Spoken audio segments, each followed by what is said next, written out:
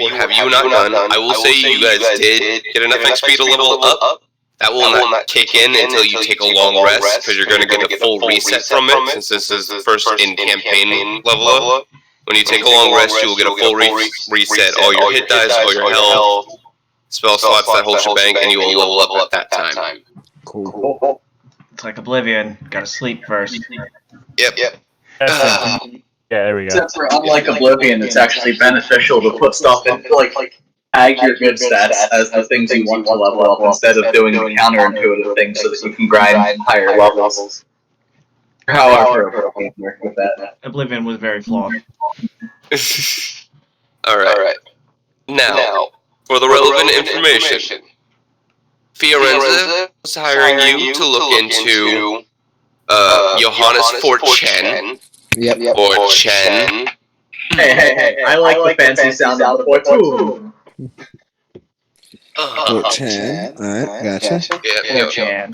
Johannes Fort Chen, he was a declining nobleman. His family has been in a steep decline for about 10 years after all of his workers basically got drafted into the military. But Fuck you, Sunrise Rolls. Quest is doing better. Fuck you, Rolls. And in the last 2 years, none of you would have relevant information on any significant life event, but in the last 2 years, there's been a sudden and drastic turnaround to the point where he's actually starting to force out the other trade princes out of the city. Yep. Scarfin knows this information. Anyone who does business in Drukelheim has essentially at least a general layman's knowledge of this particular trade prince because he is such a figure. Karos hired you to go in there to figure out the connection to the Sapphire Gem and the Deep and basically the old ones, deities that are in the city. And you did that was for your bracers. Scarfin's contact at the Heart and Cask is the one who sent you over here to figure out about the new players in the city. Gotcha. That's what I was trying to figure out. And that's why we came over here looking for Carlos. Yes. And Carlos sent you down there because She was drunk and very upset. And Scarfin convinced her that all the people down there have been killing her people. Well, it was really us. Yes. No. We didn't kill anybody in a warehouse. Oh, not at all. Oh, but we know the people who did, and we're out to get them. Alright. Now, you do have a couple of other places of... No. You have There's a place in one of the trade district that hires out people, and that was essentially where Johannes went to get the individuals that guarded his warehouse. The three thieves and the three thief cutthroat types that guarded his warehouse. Johannes has a trade house of his own inside of one of the trade districts, which you went looking for but couldn't find. And then I believe you have the... Yes. Scarfin has the signet for the Johannes signet. Oh, do I? Oh, I have the ass etching. Is that the signet? Who rolled the corpses? Actually, perfect time. Housekeeping. Peppa still has the black scroll? Yeah. Okay. And then who rolled the corpse to pull off the fortune signet? I don't recall. I still have the video. I can go look it up. It's not important. I know you guys pulled it, because I explained it to you. Oh yeah, sorry, I was muted. Are you talking about the same room as the bucket? Yeah. Me and Scarfin rolled the bodies there. Yeah. Okay, then it would most likely you if it was Scarf. It's a small signet It's a small signet pin with a fish with the spear through it. That is the Johannes signet. And it's used as essentially, well, the most common uses for this would be a nobleman or woman would give it to a mistress or consort. And that was basically the easy way to get a illegitimate lover into the house. I'm gonna wear it. Give it to me. I want to wear it. Ironically, Scarfin would probably know this from Dahlia. Molesting chairs and fucking becoming They were mistresses. unmolested. I cannot leave anything around Rawls at all. He's just, he's so handsy. So handsy. Now he wears Hawaiian shirts. It's a whole thing. It's true. I asked myself, how can I be more fun without actually being more fun? Hawaiian shirts. You're not wrong. All right. Like definition like Harper from fucking Stranger Things. Does Harper wear Hawaiian shirts? Yeah. Whenever he doesn't have his cop shirt on, he has like a nice like Hawaiian shirt kind of. See, I was going for more of a Hawkeye kind of thing. All I would pick Hawkeye. Hawkeye from, not Hawkeye the bow and arrow, Hawkeye, 11 years in the Korean War, Hawkeye. When you say Hawkeye, most people think of the Marvel guy. Yeah, that's the thing. I don't think anyone has ever. I don't know. I don't know. Nash? If you made that reference around possibly my parents, and I'm 31 years old, then they would, maybe they would get that. He's only 60 years old. All right. Let's continue with relevant things. I'm sorry I brought up Brian's Hawaiian shirts. Scarfin does not have Hawaiian shirts. It's no problem. Okay. All right. Well, since we've already essentially done the recap, you make your way back out of the sewers. You come out into the night air, back into the pit. A sad, depressing human waste dump of the Drupelheim. The city doesn't want it essentially been forced onto one side of the river to just slowly waste away. Can you guys believe this place would be a good smell? After what we've just been through, I can't believe it. Jesus Christ, man. So glad to be out of that sewer. I need 3 showers. It is a significant improvement over the city. A massive downgrade from everywhere else possibly in the world, but upgrade over the sewer. Oh, the fresh air! Are other people still staring at us coming out of it? There are most of the crowd that gathered as you busted your way into this building have dissipated. There are a few looky-loos hanging around, but no one seems to pay too much attention to you. Anyone who's actually looking at the onesies and twosies that are hanging around, you can go ahead and give me insights. I'm looking at these bastards. See what they're doing. Roll. Not feeling too insightful, Scarfin. I never do. I feel like I see nothing. There are people? Alright. Are those people or just mud guppies? Does Avon want to give us one of his legendary 20s real quick? Oh, never mind. No, not today. No. Avon's not dropping the 20s, save the plot. Alright. To be fair, you can't really read too much into everything. Nobody seems to be paying too much particular attention. It's not like when you run into the ones that recognize Scarfin and they immediately react. But when you went down into the sewers, people seem confused, curious, looking because it was something to look at.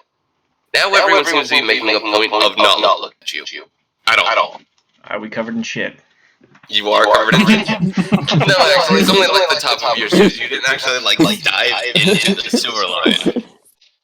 It's more There's poo on this. your boots are probably going to need to be replaced, but the rest of The place. Oh man. Maybe Boots are.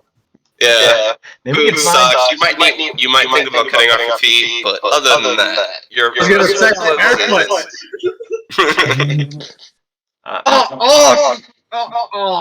Maybe we can find a nice inn to wash up and do a long rest at. I apologize, guys. But the only thing I don't have in my list of spells is anything that shoots water. Okay. Before we go to the before we go to this inn and take a long rest, should we stop and see the voodoo dude? Oh yeah. I suppose we turn in our quest first. Turn in our quest. Yeah. Mm-hmm. To voodoo. All right. Can I get everyone to roll me a D4, please?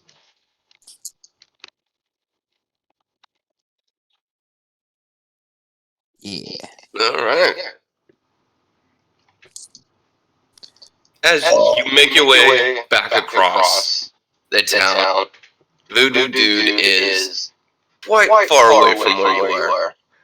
But most of the population of this area has more or less settled down over the course of the last couple of hours. Everyone's more or less in their tent sleeping or just huddled around a group fire trying to keep warm through the night. As you'll make your way across back over to Karos's plantation-style manor house, inexplicably stuck not only in the city but in the slums of the city. You go up to the door, and the door creaks open as you actually approach it, and Karos steps out onto the. Sorry, words are escaping me. But he steps out onto the walkway as you are actually coming up to the door, as it's now pushing about 2 o'clock. Or 2 a.m. There's no intention of allowing Scarford to molest his chair again. He has learned! The chair came in and cried. It was a weeping teen. I had to roll all of this out. Oh, I'm glad he came out because I really had no intention of going back in there again. You didn't seem too fond of it. You did not seem too fond of it. The fiend and me are like, nah, we're not doing it. Actually, as soon as you got on the balcony, you were going to have to like roll a wisdom save, or the fiend wasn't going to let you go back in. He's just like, nope. Alright. But Karos steps out, a walking cane used to prop himself up as he starts to move through, or off of the walkway down the steps and actually into the mud. He does stop as you are approaching, seeming his blind eyes focusing solely on you. Come on. Fuck. Voodoo guy. I've got the sigil. Let's go with sigil. Signet. So sigil. Signet. We got the signet. The signet's different, but we got this thing off the tub. That was the ash etching. This was the source of the power. We believe the magic that you were feeling. I have a vial of the water. Yeah, we got that too for you as well. I'll only get it from my mouth. That was my idea. Oh yeah, check out the sweet pouch we got. Sweet. He tilts his head as Pepar is like, I'm assuming pelvic thrusting to try and like show the pouch that he can't see. Because he's blind. Mm. Voodoo guy. doing you. Yeah, just slapping that muscular butt right in fucking Karis's face, being like, "Have you seen my awesome pouch?" Yeah, check out this pouch. Pepper, why don't you just give that guy the vial, and I'm just gonna here's this thing, my man. Any luck on those bracers for my buddy over here with the sweet pouch? They be ready tomorrow. Come back the morning. Voodoo takes time. He does take the vial, and he just holds it, mutters something under his breath, and then just tosses it on the ground.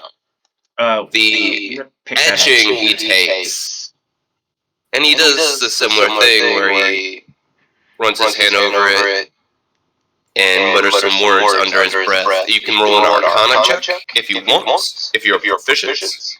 I'm not. I never roll very well on it, but I will try. Mm-hmm.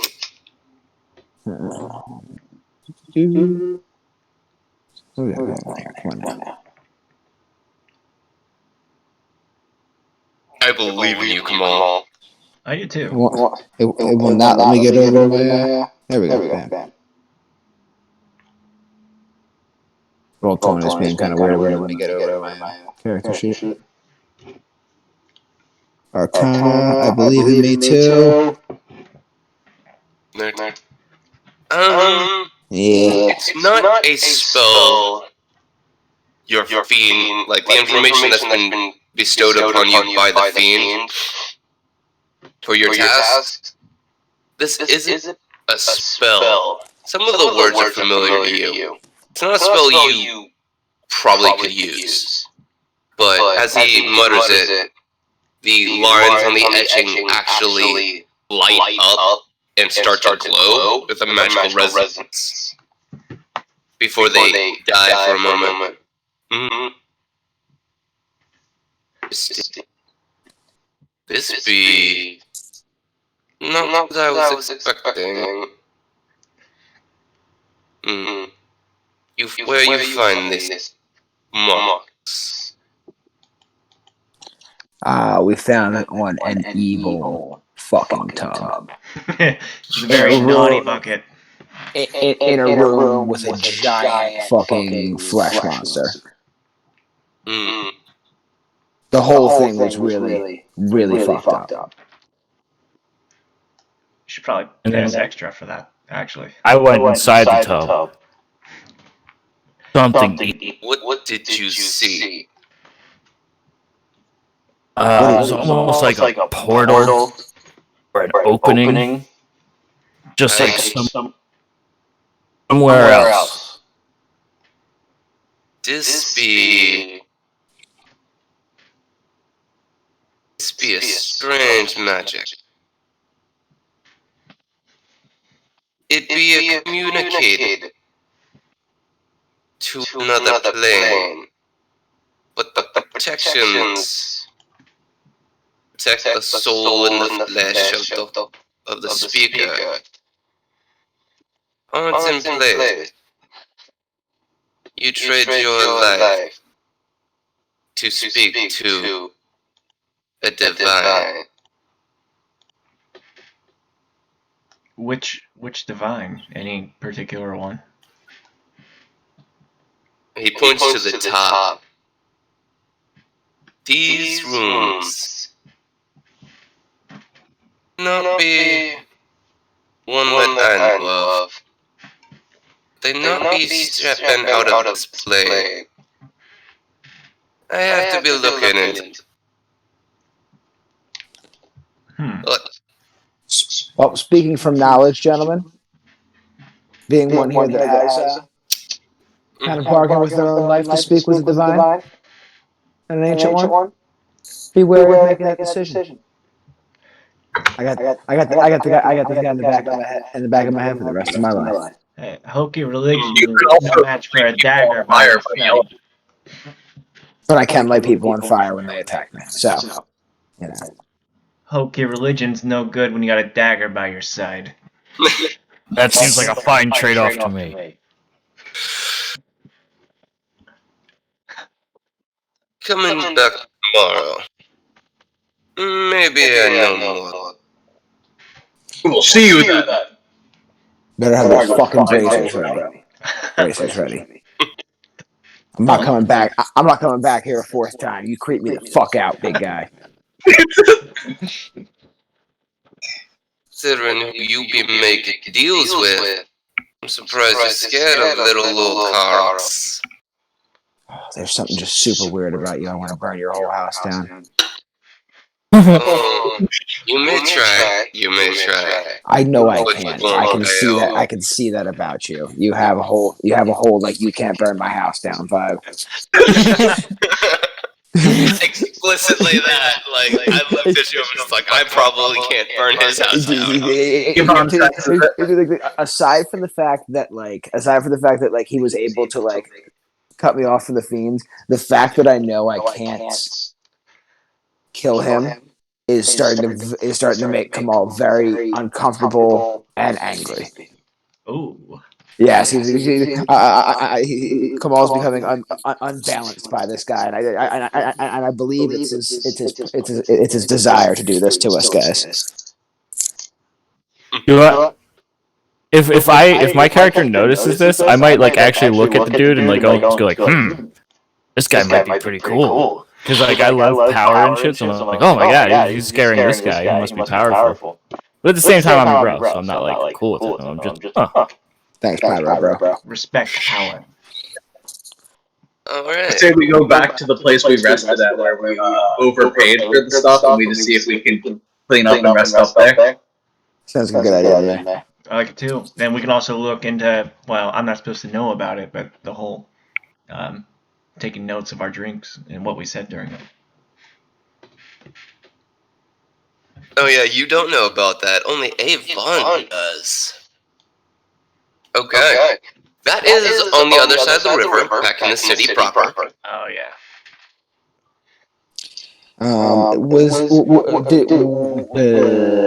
The bar we went to earlier? Did that have an innkeep on this like an inn on this side, or do we have to cross the river to go back to any kind of sleeping spot? are we still in on the other side? Yeah, you are still in the pit. Yeah, we're still in the pit. The Rat's Nest, it had a second story. You probably go and sleep there, maybe if you wanted rooms. The problem is like 8 of those guys recognize Scarfin, and I don't know if we're gonna get like an actual rest there. Let's take our stolen boat if it's not pre-stolen and go back across. Yeah, that's probably the smarter idea. We can go back to the inn where my contact was. The harp and the cask. The harp and the cask. The cat? Cask. Cask. Why would you name it the cat? I would. Because it's genius. I guess we did just like come from the Rat's Nest in the pit, so why wouldn't we the harp and the cat then? Harp and the cask. Actually, that would be a pretty good name for an upscale bar. Mm-hmm.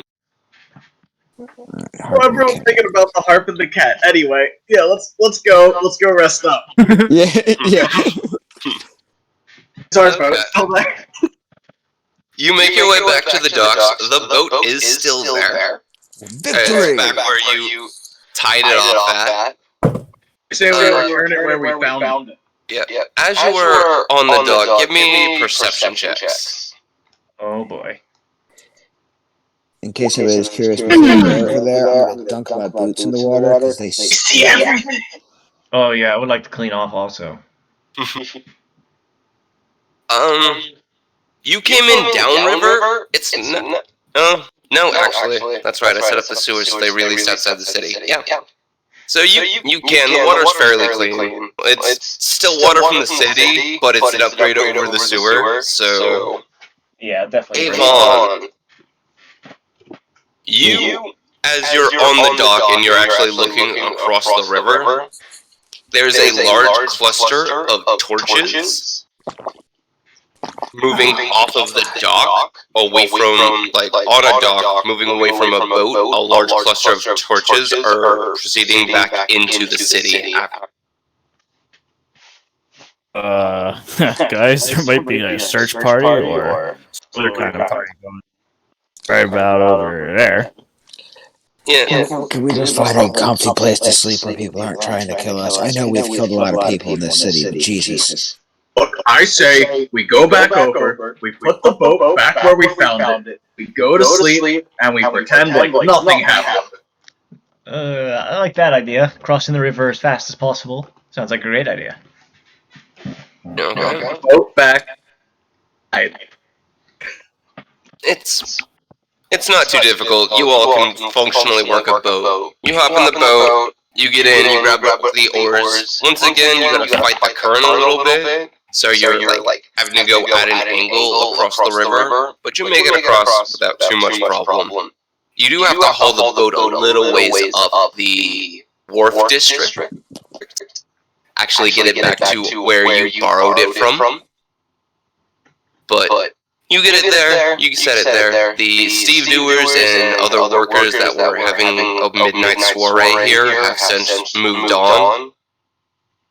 Other than the cluster of torches that, if you look down Hafenstrasse, that road right there, you can actually still see this group of torches moving down. But other than that, most of the city seems to have turned in for the night. They moving away from us or towards us, the torches? Away. Oh, that's comforting. I mean, if you guys wanted, we could run and kill them. But I feel like that's probably short-sighted. We should probably go rest. Hey, let's rest up. Alright. I like Raro. Yeah, I'm never tomorrow and tomorrow. I'm never gonna know who they are. They're not gonna have torches tomorrow, man. Yeah, but if someone's gonna come looking for a fight, we'll give it to them. Alright, you're a smart guy, Pepper. That's why I like you. And you have a sweet pouch.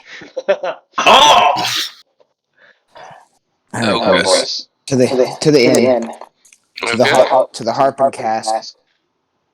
Do you move down the main road or down the back alleys? Oh, I think back alley's I probably think good. main road. Main road, alright, you guys are ballsy as shit. I like split here. Oh, flip a coin. Can we flip a coin to see which way we go? Just roll a d4 evens, you take back alleys, odds you take back alleys. There it is. Okay. Sneak. Evens. Okay. Alright, can we roll for sneak? Oh, are you like full on sneaking, like in Mission Impossible through it? Or Yeah. okay, everyone roll me stealth checks. We're taking the back It's alley. like I We're don't even sneaking. specialize in stealth. Secret Agent Man. My stealth is +5. Agent Man. Sorry, that was the wrong one. No. Stealth check. How is the giant stealthier than me? I'm +5 stealth. The guy. Agent Goliath. 5 stealth. How did that? Agent Goliath. Yeah. Giant Goliath. The Genasi in full metal armor is stealthier than the monk and the rogue.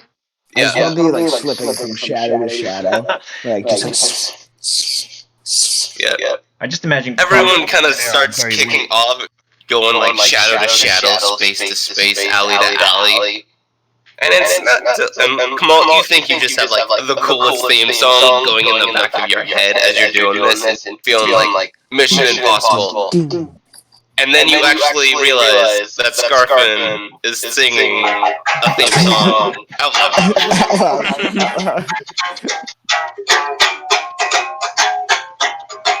Oh, wow, that's actually really well done. But you make your way through the city. Most of the place seems to have quieted down. I need everyone to give me d4s again. Woohoo! Damn. Sure, you guys are knocking those out of the park. Okay. As you're making your way through the city, most of the footpads seem to have moved on to other parts of the city. You are dealing with the slums, so Scarfin would know that this isn't generally a place that they haunt at night. They will be in the trade districts or in other places where they can actually ply their trade and make some money. So you make it to the Harpin the Cask without incident. The beaten sign hanging in a back alley with the the cast with the harp on it and the missing letters obscuring the name. The lights inside the place are actually still lit, with a little bit of glow coming out of the windows as you approach. What was my contact's name again? That is an excellent question. I thought so. Contact Nutty Butts. You will know that the contact works there during the day, and seeing as it is night, it would actually go over to another proprietor. Okay. You know that generally the guy that handles the night part is named Patrick. And Just Patrick. yep. No, this is Patrick. Patrick. Yeah, we all got that out of our system. Yep. As you go, as you approach the door, give me perception checks again. Always like to look at stuff. I see nothing. Too busy looking at your pouch. Garbage looker things. Alright. Oh, I look at stuff so well right now. Stuff so well right now. There's movement going on inside, but there's no sound. Like, you see, as you look at the light in the windows, you see where it blacks out as something moves in front of the window, blocking the light. But there's no sound of merriment or rabble-rousing coming from inside. I want to put my ear to the door.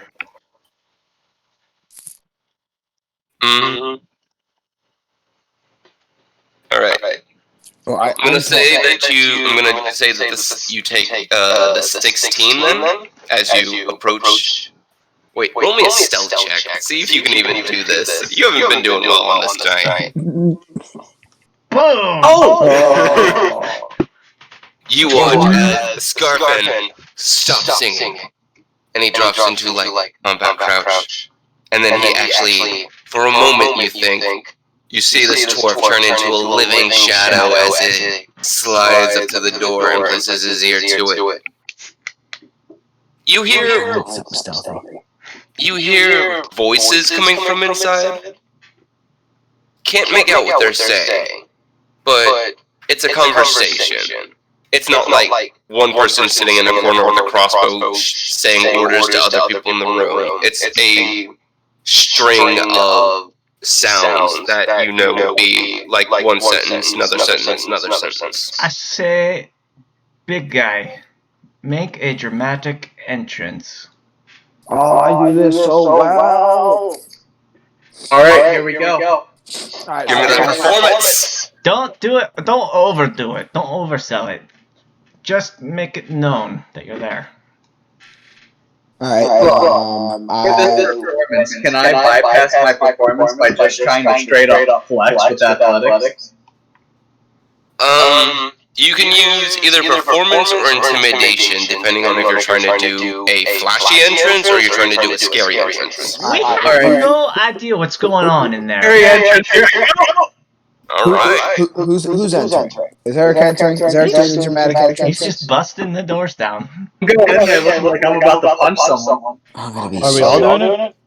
I'd stay back. I don't know. Choose if you want to do a performance or intimidate. If you want to try to flex like I am. No flex. This is my friend's place. I can't bother to be involved with this. It's Kamal doing it. Okay, so Pepar, you go right up, you fling that door open, and you walk in, fist punched, fucking beating on your chest. For some reason, you're doing a gorilla thing, and nobody's quite sure why, but honestly, that just makes it more disturbing. Avon and Kamal, I just want to make my Go mage to- armor. Just like yeah. mage armor on. You both try to go in, but you try to go in at the same time, and you go match against each other in the doorway. And so you're just like, shit. Oh, okay. You unstick yourselves, and both of you make it in. We both get in. I ignite my mage armor, and you ignite your hair. Your head on fire. Yeah. Poof. And inside the room, all of the tables have been moved to just be one long table. And on one side of it sits a single mousy-looking man. He's got pointed toes, buck teeth, and glasses that make his eyes seem really small and beady. He literally looks like a rat. Johannes Fortune. And on the other side is a giant brute of a man. He's thick-muscled, probably about 6 feet tall, bald head, black skin, thick muscles with red tattoos that for some reason are perfectly clear, even against his dark skin. And behind each of them, sitting on opposite sides of the room, separated by this table, are about 7 guys. Is that guy Goliath? The big guy? No, he is human. So, 2 individuals at the table, each one of them brought 7 people, and you see that who Scarfin knows is Patrick, though Scarfin is still hiding outside. Patrick, who is a younger type boy. You'd call him a boy, probably. He's about 19, and he's holding a tray with like jugs and ale, and he's like, "Oh God!" As you come bursting in the door. Pep bar, can you give me a good old fashioned pep bar? Excuse me! Thank you. The guys at the table just like turn to look at you, and you see the ones behind them all start reaching into their pockets or into like the sides of their belts for where weapons are held. Guys, this is going badly so fast. It's my Avon and Pepper can both give me perception checks.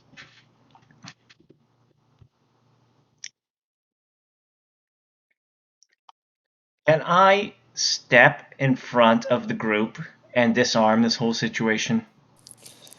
Well, to be fair, it's not a situation yet. It's not a situation yet. Okay. And there's nothing stopping you from doing that. Okay. Yeah. It's just really quickly start to look like a Mexican standoff. It really is. I'm prepared to talk my way through this. I just want to find Patrick. Alright. Pepper, you do see on the mousy man. Well, first of all, you do see it's a little low in here, so Kamal, you're having a little trouble seeing. There's enough light by the sconces on the wall for you to be able to pick out the people and how many there are, and you wouldn't have any trouble fighting them. But Pepper can actually pick out certain details. Namely that among the individuals around the table, most of them have the black axes. A few of them don't, and neither of the two, or the mousy man at the table has no axes at all. And you see on several arms, necks, the occasional thigh of where one was just wearing short shorts, and you're not really sure what that's all about. You see on one side the tattoos of G, and the other side the tattoos of F. All right, I'm gonna get in front. G and what?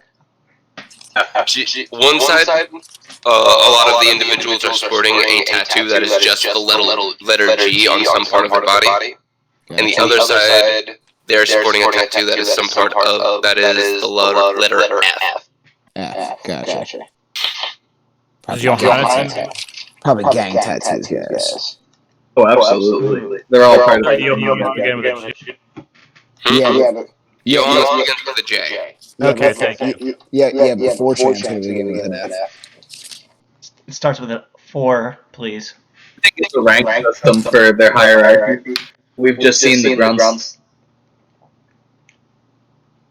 Alright, can we maybe not, like, get into a big fight? I would like to talk to I'm Patrick. here. Excuse me. Patrick is standing there, like with a tray where he was preparing to serve drinks to the individuals at the table. He's got a couple of glasses and a actually very nice bottle of, well, you wouldn't know this, Avon would. And probably Scarfin would know that this is actually a very nice Portobello from one of the island wineries that the elves are known to use. Patrick, I brought the rest of the hired hands you asked for this big meeting. What? We're the guys here to help you serve drinks and everything. Make a persuasion check.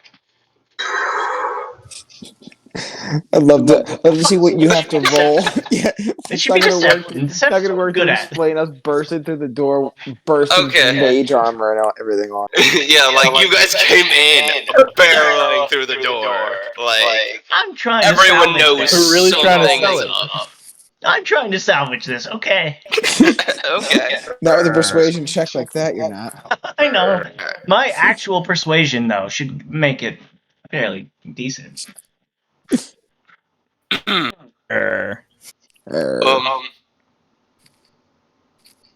Most of the guys at the table are still looking very confused as they were not expecting this rambunctious of company. Patrick seems to be in a state of befuddlement.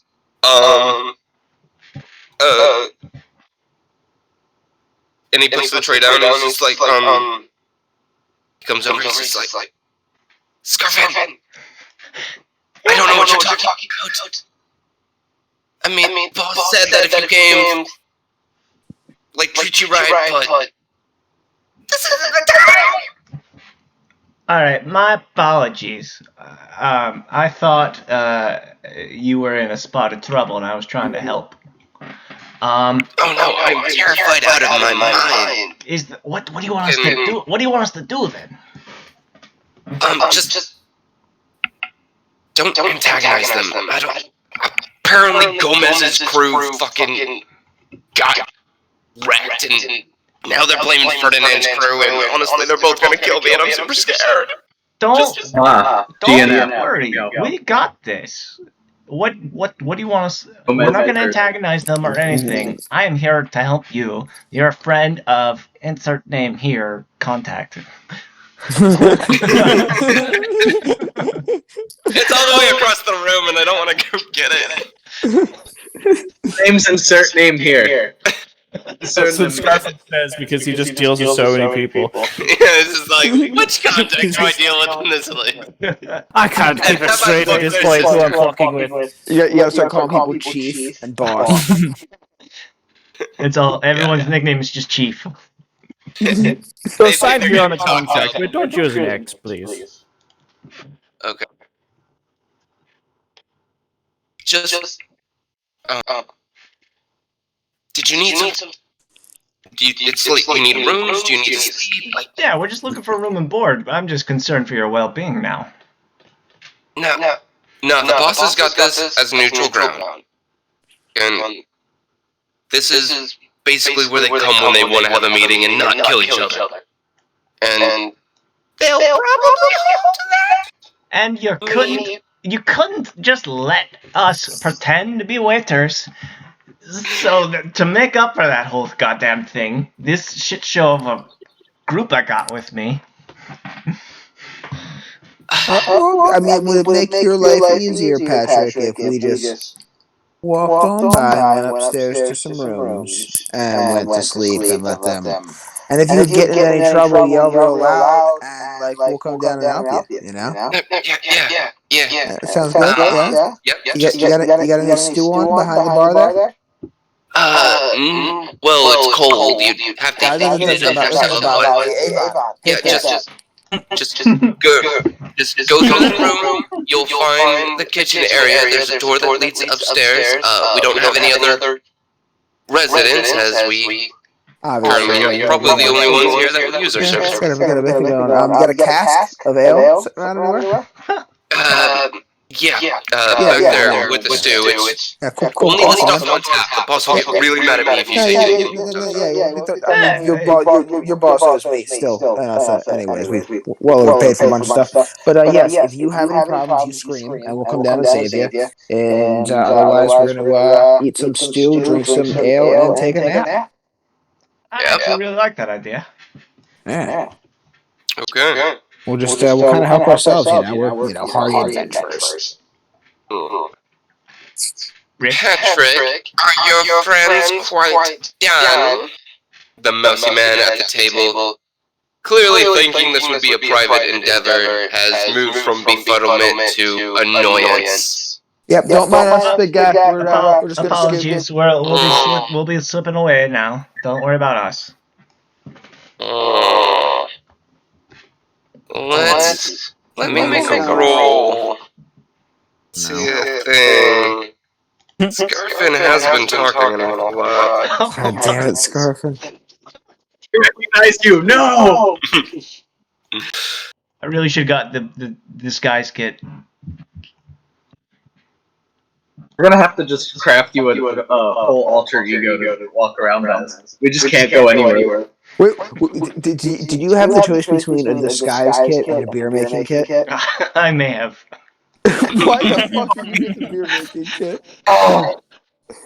To be fair, none of them seem to react to Scarfin's presence. And to be fair, it has been kind of a mixed bag. It doesn't seem like he's fucked over every criminal in the city. I try not to. Just most of them. Yeah. Time. Whenever it's my life on the line, you know. So you do make your way skirting around the group, having to kind of like pass between the huddled people around the tables. But you make your way through the door he tells you into a functional if mundane kitchen. There is still a cauldron where a stew was prepared earlier that day. It's got stew in it, but the fire's been cold for a while now, with a large well-styled cat tap where you can get some cheap ale. Ooh. Avon, can you heat up that stew for us, big guy? Sure. Fucking, is there wood there to light though, or am I just gonna stand there and just like continue? There's a stack of firewood off to the side. Alright, You don't just literally stand there with your hands under a butt, like make fire. yeah, let's just throw some wood in there and just pop. Yeah.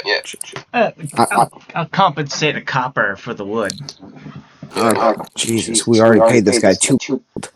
Remember? No, that was Gypsy and Pie. This is a Bourbon Cast. Oh no, yeah, but this guy we each bought rounds and all food off him too, didn't we? Oh, that's true. Nope. That was the Gypsy Pie. This one, you guys got a free drink out of it. Oh, that's right. Shit. Yeah, I'll definitely leave some money for the firewood. Oh, I'm gonna have to leave. I'm gonna have to leave my gold on the counter now. Yep. No, You just like I'll cover create it. a nice little stack of coinage. I'll cover it, guys. You'll cover it. All right. I'm gonna leave. DM, what would you say is an appropriate amount? Basically for this style of inn, 2 copper for the firewood, a meal and a room for each of you.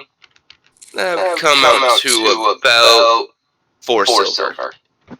Okay, I'll just leave him a gold. Oh, I can't leave him a gold. That could get lost. I can leave a gold. Okay. Maybe we can just pay in the morning. Unless this place burns down overnight. Oh, there's a good chance, but then it won't matter if we don't pay him. Here, no matter what, I'm throwing one of my gold down because I haven't even like touched. Yeah. Alright. Money has not been spent. Alright. Alright. I feel You take better it. about that. You take the money, you put it down, make sure he gets payment for the services. You make a small fire. It doesn't take too long for the cast iron cauldron to heat up and the stew to actually start bubbling as it regains temperature. Pour everybody some ale. Yeah. Cheap ale. Upgrade from the Gypsy and Pie. It's cheap honey mead. You're not really sure where it's from. Is there This anything in the one's- kitchen I can add to make it better? Anything you can. He doesn't have. Let's see. There is actually.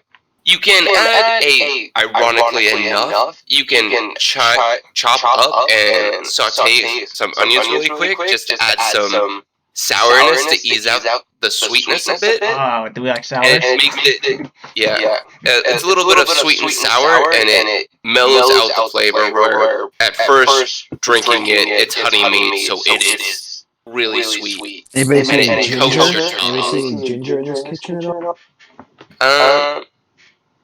They don't have spices. Spices are valuable. No ginger, guys. We just do the onions then. Yeah. It does, like, Scarfin pulls out his little kit. He goes at it. It's a fairly simple procedure. And as strange as it would be for some of you to put onions in an alcohol, it does actually. Whereas before it was very sweet and would leave a cloying taste in your mouth after it was done, as it coats the inside of your mouth. The sourness balances things out, and it also causes the aftertaste to move out of your mouth a little bit faster, so you're not drowning in sugar, essentially. A little Take like half an onion and shove it in my cup. Alright. Oh, I love the onion drink. Drink up and eat up, gents. Then it's time to get some sleep. Okay. Does anyone try to listen in on the meeting? Actually, I would like to. Yeah, you are a sneaky fuck. I was wondering if I could. That's why we like you, though. It has paid off eventually. Okay. Has paid off eventually. I will say, just due to the fact you're already inside, you've got some clear light to see by, and you know where the door is. You can either roll stealth at advantage to not be discovered, and roll perception at disadvantage. Or you can roll perception at advantage to roll stealth at normal. Boom. Good enough. Okay. The door is pretty thick, and the sound is muffled.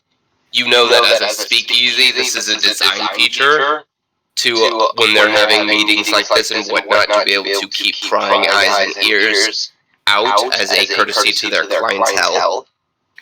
You do catch a couple of bits and pieces. The Mousy Man seems to be making complaints about how they're running into how their people are disappearing in the pit. Gomez is accusing the Mousy Man of a misadventure several of their individuals went on in the trade district earlier that evening, and the groups are getting more and more heated as they seem to be talking about a string of misfortunes that's transpired for their two games and whether the other side had something to do with it. Can I tell which group is better armed or more well off?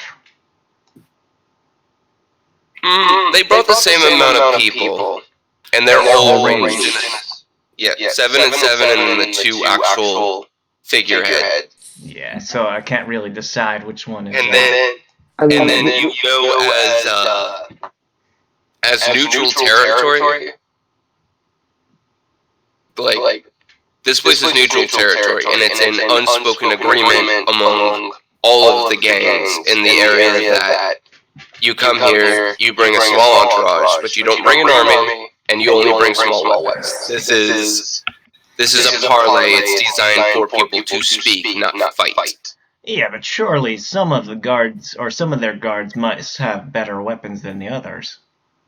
I mean, I think reasonably the Gomez is probably the more dangerous scenario because he's a fucking gigantic. Almost, he's a very large human being. Oh yeah, He's no, like he is. jet black skin with red tattoos. Yeah, He's a badass. he I'm is Oh, very clearly like as much as the Goliath and the Orc are intimidating in both physical and stature and appearance. This guy matches them despite being a human.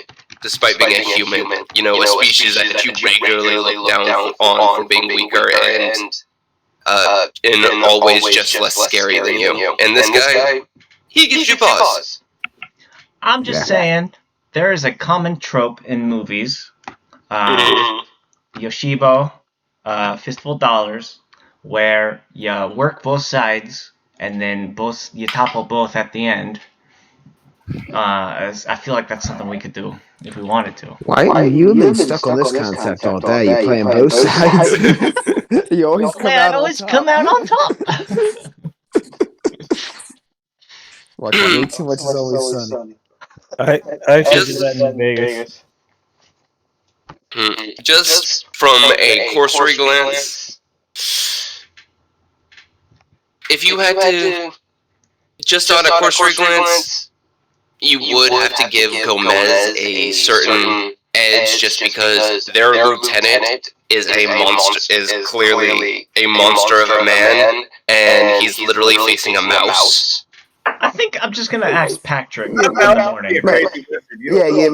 Mousy guy's probably got some variety of magic stuff going on. Otherwise, he wouldn't have 7 guys following up, sitting across from a giant. Yeah, Never that's- judge one's power by their appearance. My master taught me that. I agree with Pepvar. I think maybe we should ask. I'm just Pat saying, based on the facts we've gathered, and you should leave Patrick the fuck alone. He's got some stuff to do. I don't want him to die. I don't want him to die either, but I'm just saying we can ask him in the morning which one is the more well-off group, That's a good idea. and then we could start with that group. Taking him down from the inside out. Exactly. We just gotta Watch a Fistful of Dollars. We're already saying them against each other. We did all the things that they're fucking pissed at each other for. Like, Yes, we did. That is we're true. already doing that. Yeah. Now we just gotta take one of them out and become that gang. So, I have ideas. We'll talk on them as we rest and in the morning. I like that. Let's slip away from the door, stop listening, so they don't, see me. Yep. You move away. The conversation hasn't stopped. You're pretty sure nobody noticed that you had stepped in to listen in. Patrick hasn't come back here, and he hasn't chimed in at all to the conversation. He's more or less probably just there to be there. Is there anything I can do to help? No waiter Do costume. you actually stick your head out, or are you asking me as the DM, is there anything I can do? No. I realistically, I wouldn't stick my head in. So maybe I'll wait for Patrick to come back. Leave. No, Alright, it's a terrible I'm going idea. to sleep. Scarfin's more than welcome to hang out down here all night. Wait for Patrick to come back. I will wait. Okay. I'll hang out. Wait for Patrick. Okay then. Scarfin sits with a tankard of ale, maybe a little bit more stew, as he waits for Patrick to actually come back to the kitchen, while the rest of you make your way up. Avon and Pepvar, the rooms are all empty, the doors are open.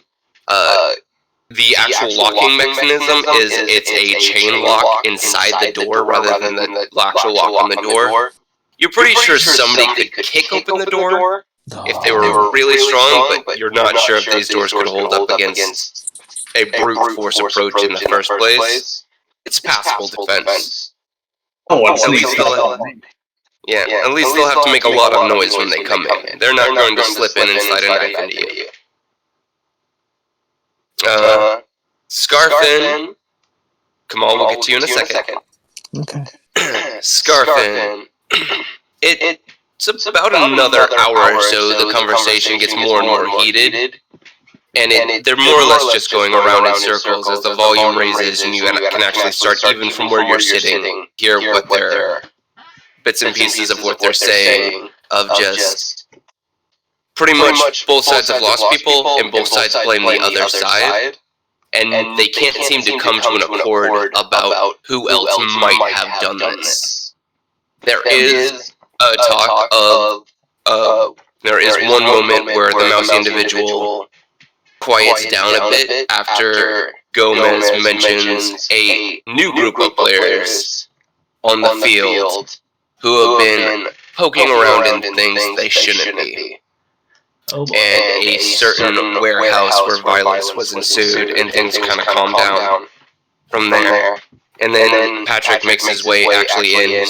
Oh, you're still up. How was the stew? Did you like it? It's my own special. It was phenomenal, Patrick. To be honest, it's probably one of my top 5. Even reheated, it was phenomenal. Thank you so much. I'm still trying to get better at this whole part of the job, and I was I'm gonna still say, alive. yeah, you gotta be careful, little spider. That's a Goodfellas reference. I know Goodfellas doesn't exist in this. That's the waiter that got shot. Oh, I saw that play. Yeah, we had a troupe do it some time ago. Yeah, you gotta watch out for those Joe Pesci jokes. Yeah, I don't remember which one that is. The So angry one that anyways. shot the waiter.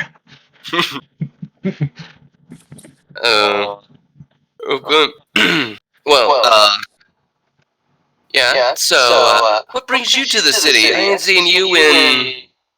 Too long. Can't honestly remember the last time I saw you. I am with my friends. We're working on behalf of a generous benefactor who has the heart of the city at interest, or you know what I mean. Quick question for you, about your friends out there. Any chance either group works for Johannes Fortune or 4chan? 4chan? Well, I mean, I doubt it. To be fair, I don't really dabble in the Adele Ring or those types, but Gomez generally runs the racketeering on the Western Trade District. Ferdinand runs generally the pit and the slums. So Gomez, he might, maybe, but he generally does things like extortion and B&Es over at the trade districts to pull money out of. I don't know if he'd have a cordial relationship with someone as well off as Fortune. You'd be surprised the friends in low places the well-off have. I suppose maybe. I mean, if I had to say, Gomez's crew. I mean, Ferdinand generally his is muscling on. Hey, the thieves that go out and collect money, they pay him a cut to basically pay rent for the slums in the pit. So that's a big part of his gambit. He doesn't cross paths with anyone outside of the slums too much. I see. Well, Patrick, you've been a great help, with me and my friends. I'm glad. Is there anything I can do for you in this situation while you're stuck in it? Well, they went off. They said they'd be back probably tomorrow morning. I don't know. Boss should be back by then. So I'll hopefully leave that to him in the morning. There, apparently Gomez and Ferdinand both think that there's a new crew running around, or maybe they're part of the old new crew. Oh, so many Running around crews. killing people. It's You know, things were simple at one point in time. Things were just simple. Everyone had their own turf, everyone just minded their own business. They'd come over here and have a drink. But over the last couple years, things have been getting worse and worse. Ferdinand's been on a warpath. He's picking fights with every other gang. Apparently somebody's screwing with him and he's blaming everyone else for it. Is he absorbing the old gangs into his own organization? It hasn't come on to outright war, but the footpads have been going out armed, they've been skirmishing with the other groups. He keeps saying that the other gangs are killing his people and his people are disappearing, but nobody's taking credit for it, and everyone's more or less just trying to calm him down. So 4chan is having his own issues in the city. Peculiar. Patrick, you've been a great help. You know what? I want to give you a gift for all of the good work you've done, and have you become one of my criminal contacts. I want to give you all of my copper. All of your... How much copper is this? It's 35. Oh, so 3.5 silver. And you actually go and hand him a sack of copper, and he's just... Are you sure? I just want you to remember who your friends are. Your real friends. This is more than I make in a week. I like my friends to be comfortable.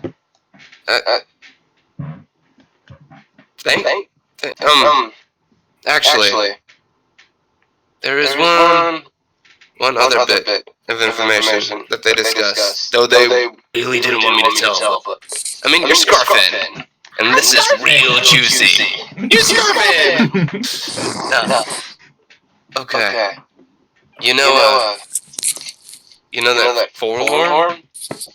You heard about the Forlorn that's over in the pit? So I've heard of her. Yeah.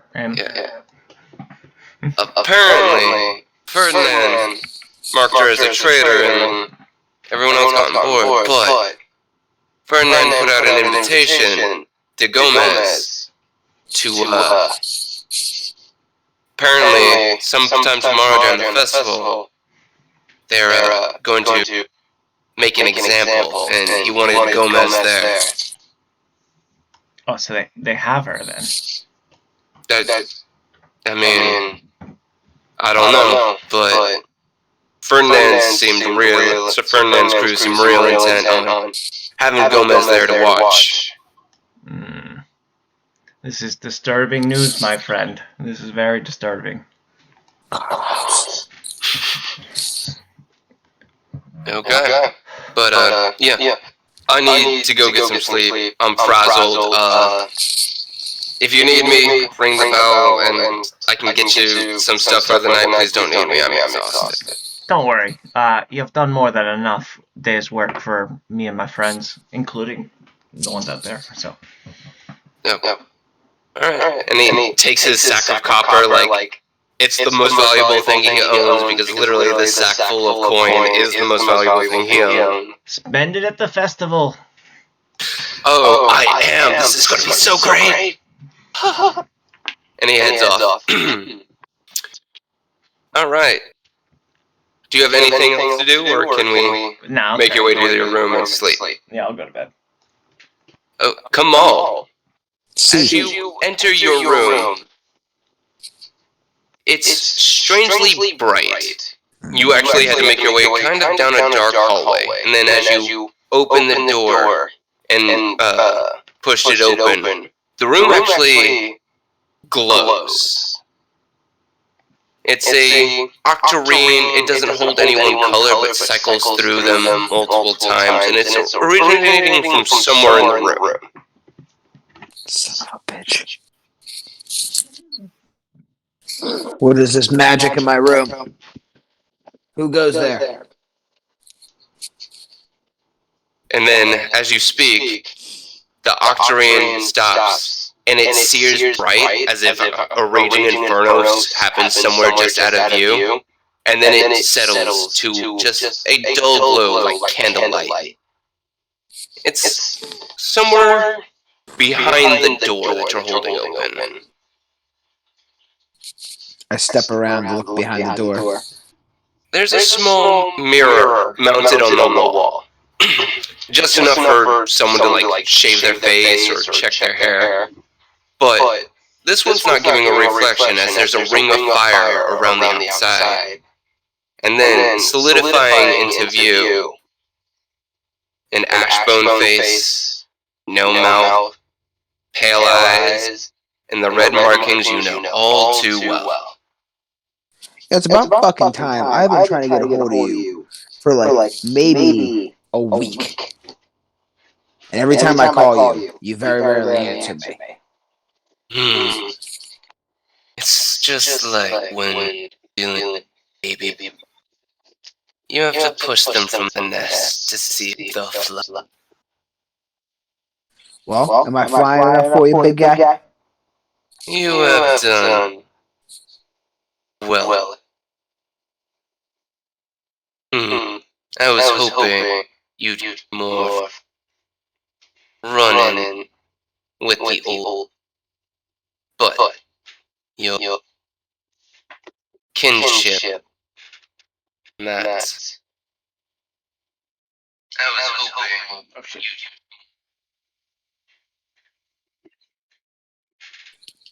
What was that last part you cut out, my bad? Your kinship put a damper on that. Oh. Need me to answer me. Even a Genasi is not prepared for that degree of communication with another world. No, it didn't seem like it. Definitely seemed like that was a very, very old guy. Older than you? That degree. Just a bit. Only a few thousand millennia. Yeah, it's not that much.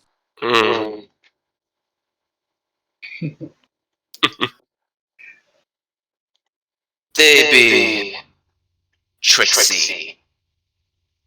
If I hold your hand too much, then they pay too much attention. And I don't want you dying quite yet.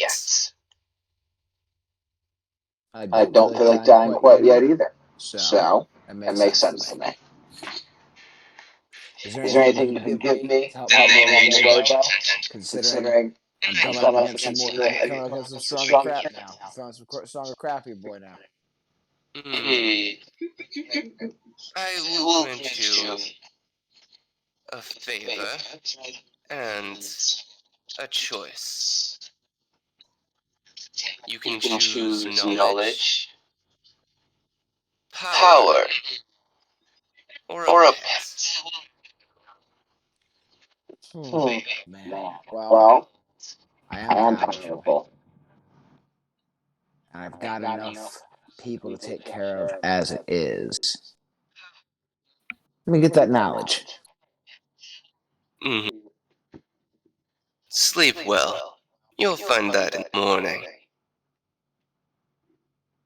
What's that supposed to mean, motherfucker?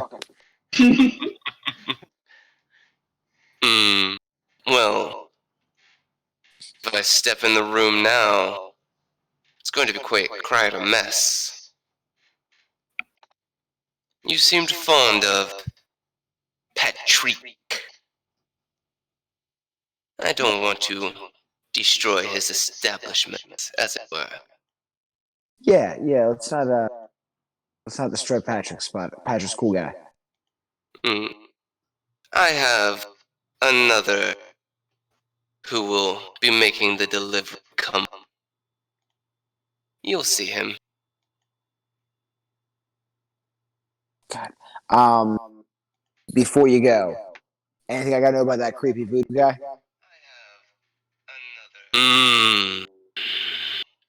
He be similar to you, a deal maker. But he makes deals How do I say this without untoward? He be making a deal. And he be getting the better end of the deal, which is not generally how we do things. So he managed to trick one of your kind. Not mine. His was with another type. But, yes, that'd be along. Be careful. He not like you as much as he likes to pretend he does.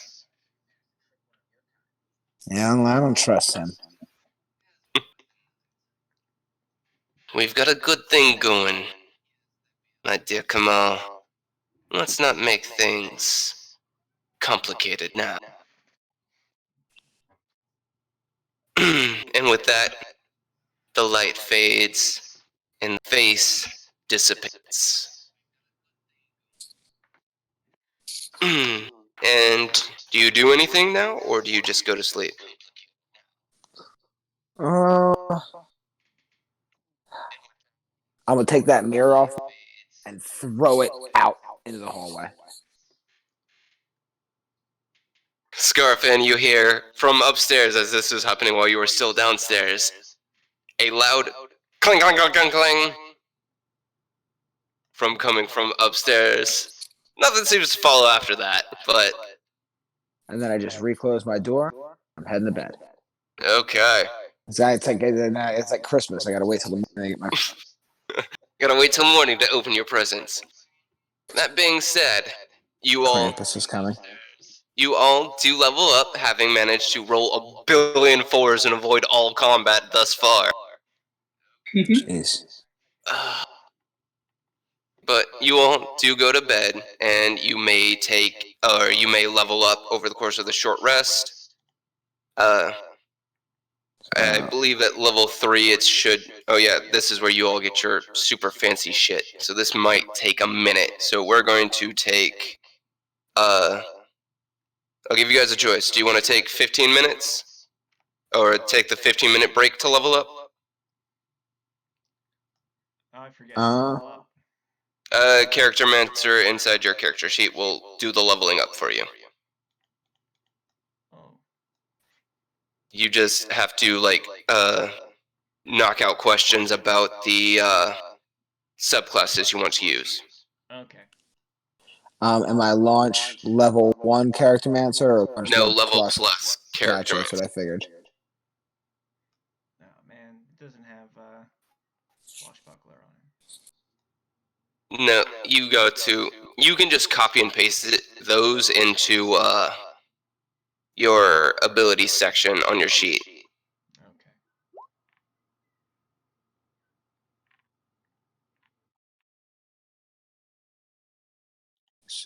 Next.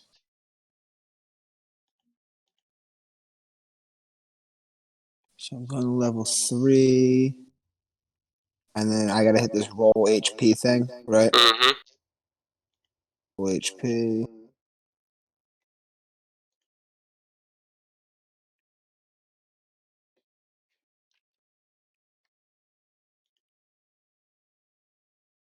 So how do I get it to let me put in stuff to the class if it's not one that's already on there?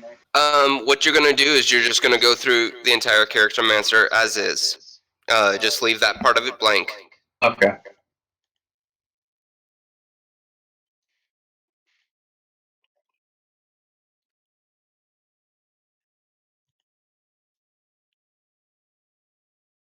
Alright, so I roll a 3 for HP. Do I gotta put that in here? Or does it do Nope, it? it'll automatically calculate it. Alright, cool. It just has 10 next to it. Class features, packed boom. Oh, I gotta hit next, I guess. Right. I have deflect missiles.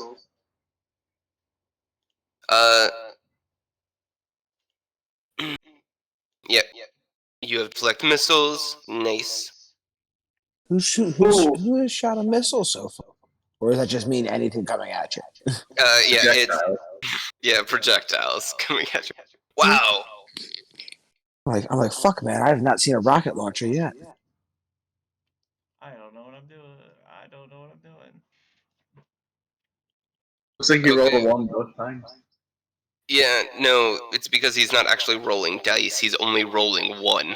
Like, it's literally rolling the number 1. Yeah, and I'm trying to change that, but it's not. Just roll a d8 and manually put it in. Okay.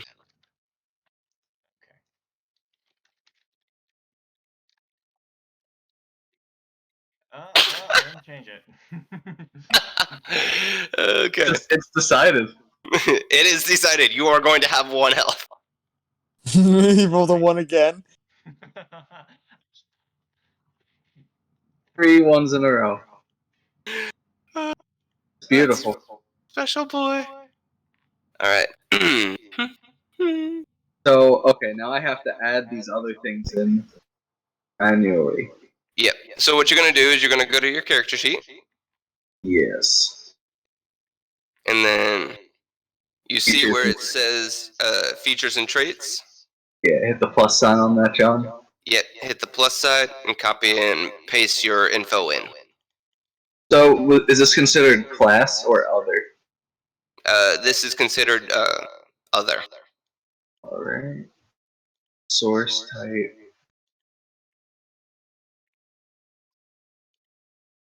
And you can copy and paste it. So should go pretty quick. Yeah.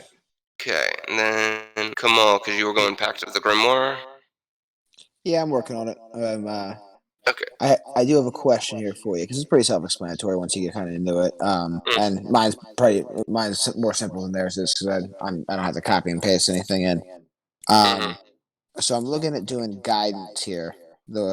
For one of the cantrips, it says you touch one willing creature once before the spell ends. The target can D4 and add the number rolled to one ability check of its choice. So technically, I could use that on like anybody in the group if we're like checking something investigation wise. I Yeah. can just be like, "Yo, guidance." If you are add, there, you can add. yeah. If I'm right, if we're If you all are there there together. and you are showing intent to be like, if Avon's investigating something and you're just like, I'm investigating this, you can't guidance that. You're on the other side of the room looking at something else. But if you're both looking at it, I guidance myself. I guidance that. Cool. Basically, we actually had basically a guy that played ADHD character, and guidance was essentially their form of Adderall. And they just literally threw guidance up for every skill check they did, and that is completely acceptable. Yeah, I think I'm going to do that. Having the ability to add up to 4 to any check we're doing. I mean, it's kind of nice. I will also say the way I handle Shillelagh. I will say this because you seem to be trying to play the more bruisery mauler type of warlock. Yep. At level 5, you are not going to get extra attack, which is what most martial types use to supplement their combat. So, what you can do is, because you have two more free cantrips, is if you take Shillelagh, then it will let your Billy Club use your Charisma modifier rather than your Strength for attack and damage rolls. And then if you take Booming Blade or Green Flame Blade, then it adds 1d8 at this level, 1d8 in an AoE at level 5, and then it proceeds up until it gives you like 3 extra d8s for any melee attack you make. I don't have Booming or Green Flame Blade. I saw them in one list. They don't pop up on either. I'll just make it spell for you here. It's an actual spell in the game, but it's not on Roll 20. Gotcha. So I'll put it into your kit I myself. don't necessarily need that. I'm trying to figure out. I want to do Eldritch Blast because I don't have it, and I know it's going to be better later on. And I wanted to do Spare the Dying because Eric is down a lot, and I want to be able to pick him up because we don't have anybody that can like any kind of healing Quick heal. class. Yeah, quick heal. We should have So also turned in our healing. at least if I can get him up, that's it's better. So then I'm kind of stuck between doing either guidance or that shillelagh. The shillelagh sounds like a better idea for the character I'm building. Yeah. You will also just get another cantrip Yeah, next make one. another cantrip next level. I think we'll go Shillelagh for now. I love combat. I don't know what to tell you guys.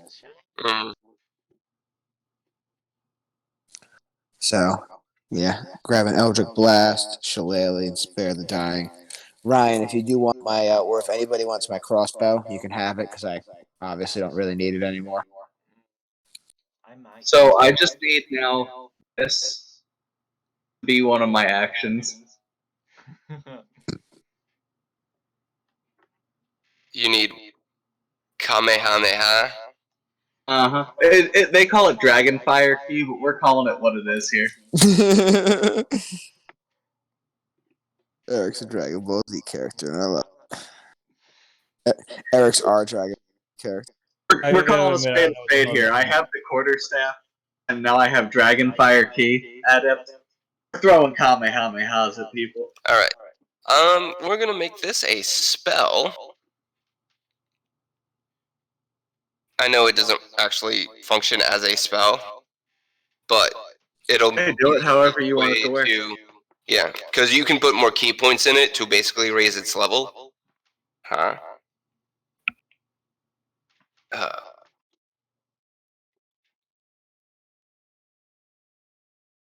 Oh my gosh. Stop doing things, computer. Paste. Comment.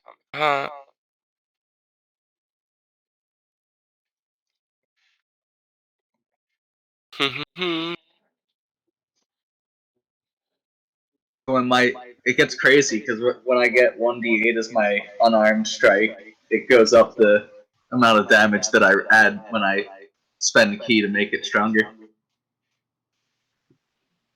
Right. And Ooh. dirty. I can add a level 1 or a level 2 spell. Yep. You do learn a new level 1 or level 2 spell. That's real sexy. Now I got some stuff to think about.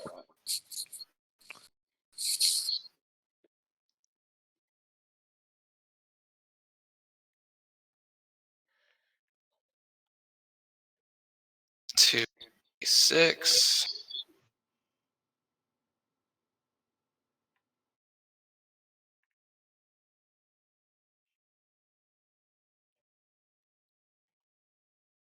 Oh, that's terrifying.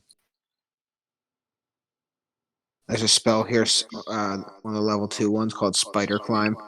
Where it lets Oh yeah, you you get like spider legs and just climb up walls. Yeah, Well, but you don't get spider leg. It's more like the vampire. yeah, The old you, vampires where you you can take like a run step up and start walls and. walking on walls.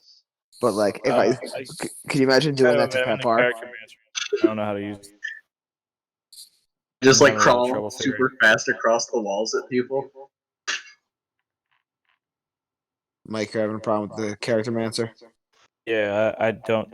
Well, I know that one of the things is the only subclass that's letting me use is champion, so I got to put in my own. I don't even know where to. Oh, I don't even know how to level, like how to put my point into give me- strength like I want. You don't get stat points yet. That's That level was 5 or 4. Yeah, that's level 4. Yep. That's For 4. stat. Okay. And then, give me 1 second. So God this damn it. one is a saving throw, John. Yeah, I know. Okay. I need to. We'll get to that because I know what it does, and I'll actually tweak it to be proper later. Okay. So Avon, what you're gonna do is you're just gonna finish Character Mancer as it. Just don't worry about your martial archetype. Just go through the rest of it. yeah, it takes like literally 10 seconds. No, I literally don't even know what I'm looking at, even slightly. All right. Do I click? I'm at your sheet. Okay. So you've got your health for your level up. The martial archetype is going to be left blank. Then you're going to go to features. Fighters don't get anything fancy at level 3. They just get their archetype. So review and apply changes. And then what archetype did you want to use? From the ones that I saw that were available, I saw the samurai. I would probably just change, but Yep. yeah, Okay. that one. So you see in your character sheet where it says features and traits? Yes. You see that little plus sign at the bottom? Is that a question? I see features, but oh yeah, like yeah, to add a new one. Yep. And you're Yeah. you can just copy and paste the descriptions into there, and then go from there. Yeah. It's Roll20's biggest flaw is the fact that it only has the more basic source materials actually built in. It's not like Roll20 where it was made by Wizards of the Coast. So how do I go for my hit? D&D Beyond. Am my hit points go up any from leveling up? Yeah. They went from 22 to 27. Okay, so Well, it that's did. All right. sassy. How? Hmm? My hit points are at 37. The fuck did you do, Rolls? I didn't do anything but level up normally.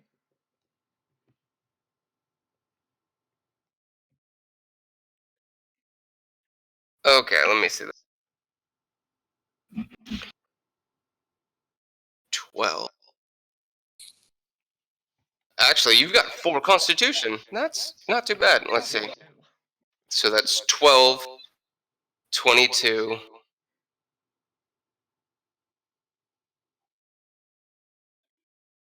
You should be at 27 too. Okay. Yeah. It's 12 plus 20 plus you got. You all rolled really well, so I believe you got 5. And then you got 2. So 27. I don't know why you have 37 health. That's just really weird. what the character mancer put me at, so. Are you sure you haven't been accidentally adding health instead of temporary health? I am 100% positive I've not put anything in temporary health points besides 4. Okay. Alright, and then we need to give you your bonus initiative. What's your charisma? 3? 2.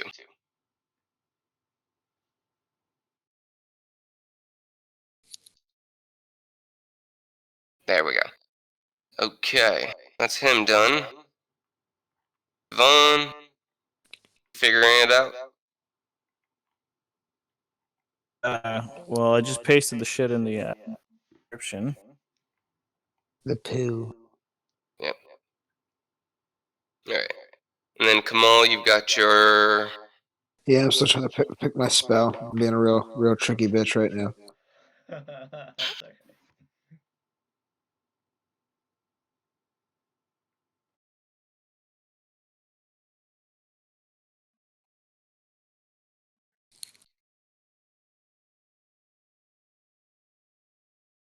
Mirror image could be fun. That's always a good one. I thought I just clicked on.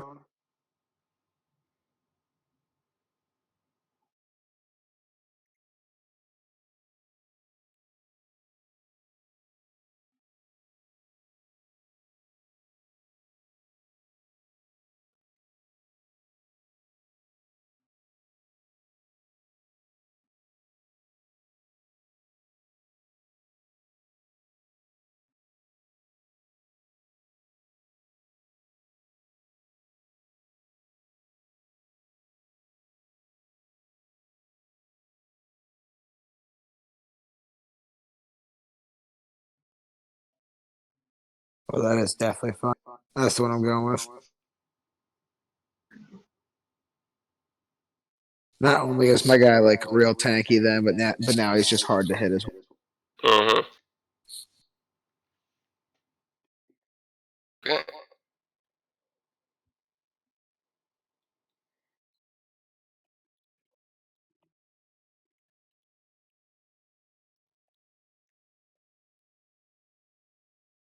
And then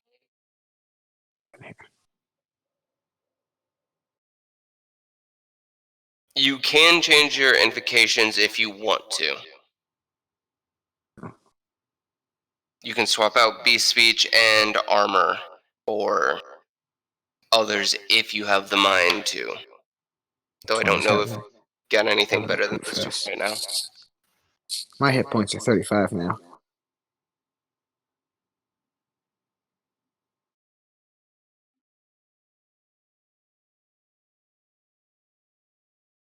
Maybe I Yeah. do need to change that back there.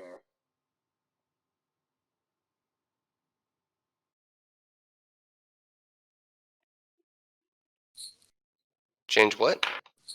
So I think when you roll, when we clicked roll at the beginning, HP already said 10. When I rolled, I think I rolled a 4, but it still said 10 on HP. So Oh, if I change that to the 4 that I rolled, yeah. which That probably needs- explains why Ryan is also 37 now and not, the Yeah. one that he got instead of getting 10 extra. Sorry, Ryan. Yeah. That would make sense. As to this I is think because I think generally it would change it, but it just didn't seem to want to this time. Because I'm pretty sure I'm the one who's supposed to be getting overpowered amounts of health, not Ryan. yeah. Yeah, Well, that Which makes I'm at 27, which is pretty good. But if you're telling me you got that much, it's like, well, Yeah. what the fuck did I do any of that shit for then? Yeah. Yeah. That makes- Well, that- and to be fair, they're both pretty stacked on con. And that's why they're closing the gap with you. Alright. So my Constitution is 3, so I rolled a 4, so I get 4 plus my Constitution is Yeah. 3, so I get 7. So I went from 22 to 29. Now when I get out of this, I actually have to change to 31 because my feet also gives me an extra 2 health Yeah. for every level. Aside from that, I think I am done here for the most part. I'm just gonna let 20 load of 12 way through to make sure I'm correct. Yeah, I don't think I want to change. Now you said I could change my my packed ones, Yeah. The invocations. the invocations. So that would just be speak with speak with animals, be speak, and mage armor. I can't change like unseen servant per se. Let me see one thing real quick. You can change the speak with animals in the armor. You change that every time you level up, but I don't know if. It'd be kind of silly for me, like in like real terms, for me to just like unlearn a spell so I could learn a different one. Oh, no, Really, like rip that spell out of my head and throw it on the ground and be like, I don't have room for that one. I'm going to put a different one in here. well, to be fair, it's not you that's ripping it out. It's True, it'd be the fiend. yeah, and you can choose one spell and change it when you level up. I mean, I don't. Though you can Yeah. actually use ritual spells now, so you can use Unseen Servant as a ritual. What do you mean?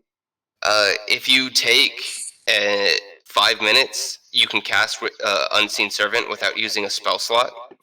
Oh, So really? you can actually have just like 5 servants rolling around doing stuff without using any spell slots. Oh, that's pretty dope. I'll keep that then. So any of my level ones I can do that with? I mean, not that it would make any sense for me to, I'm not going to take 5 minutes to cast Burning Hands Yeah. or take 5 minutes to cast Hellish Rebuke. It's only stuff that has a ritual tag on it. Oh, And gotcha. you'll see it by the R that's on the spell sheet. On the spell sheet. Mhm.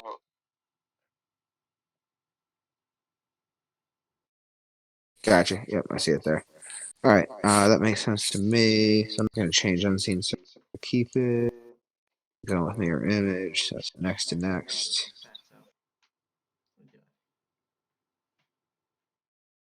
3, 5. Crap stays the same. My health goes up. I got cool stuff. 'Cause I'm a cool guy. Fly changes. Character.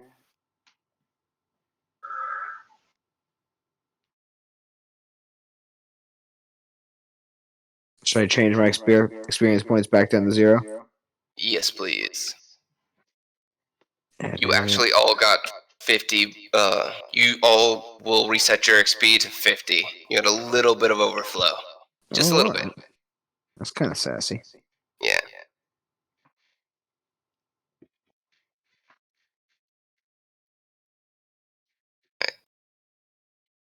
So Kamal's good. You've got your spells and your bonuses.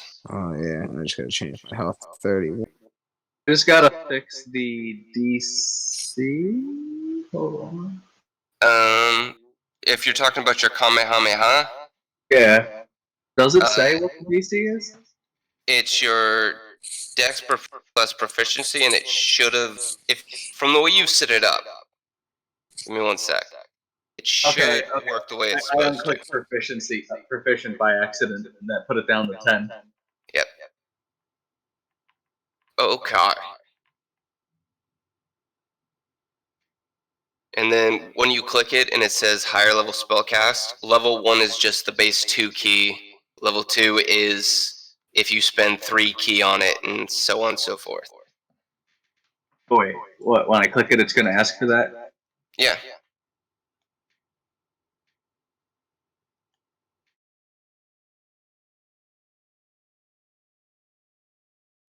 And a bunch of key for it. Well, you gotta spend 2 as base, and then you've only got 3 to work with, so. Yeah, I was just seeing it. What would it be like if I cast it at level 3?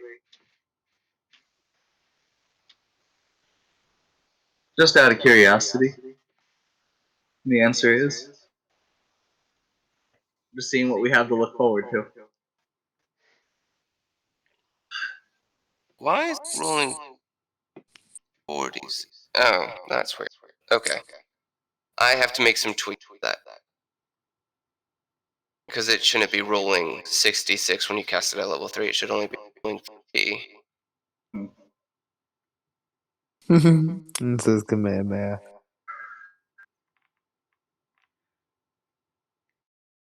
Alright. There. That's fixed. Okay. Anyone got any questions, comments, concerns about their... Yeah. Yeah. I put in the samurai, all the shit that's. I'm gonna change the name eventually. When I think I don't want that Yeah. sort of Eastern whatever. But I also put in fighting spirit, which is all you get. So it says starting at 3rd level, meaning when we get. Yeah, Like as right soon as you now? level up. Okay, so I already have it. It's I can give myself advantage on all weapon attack rolls until turn. When I do so, I also gain 5 temporary hit points. Number of hit points increases when I reach a certain level. Yeah. And then that's going to work in the same way that like his spell slots do. You will roll a d6, and or you're going to roll a d6 after you finish a long rest, and that's going to determine how many of those you get back. Okay. Yeah. All right, I've got questions of housekeeping, I guess. Yes, sir. Do here. So my Eldritch Blast and Shillelagh do Eldritch Blast. I guess needs to be added to my actions. Can I do that, or do you need to do that, or my attacks and spell casting?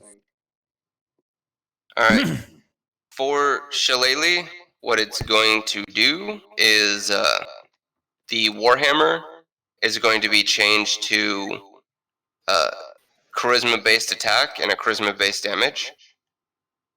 So I'm doing that now, and you'll see like the numbers jump on it, because that's what it does. Is it just basically makes a bludgeoning weapon use your charisma? Well, for a warlock, it's charisma. For everyone else, it'd be wisdom. Gotcha. But for a warlock, it makes it use your charisma rather than your strength roll. Nice. And then Eldritch Blast.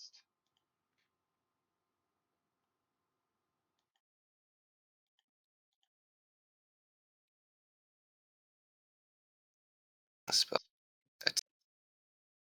attack range. Which attack? 10.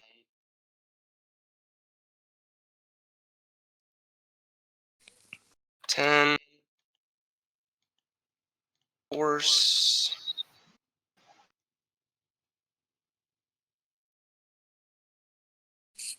Game. Effect.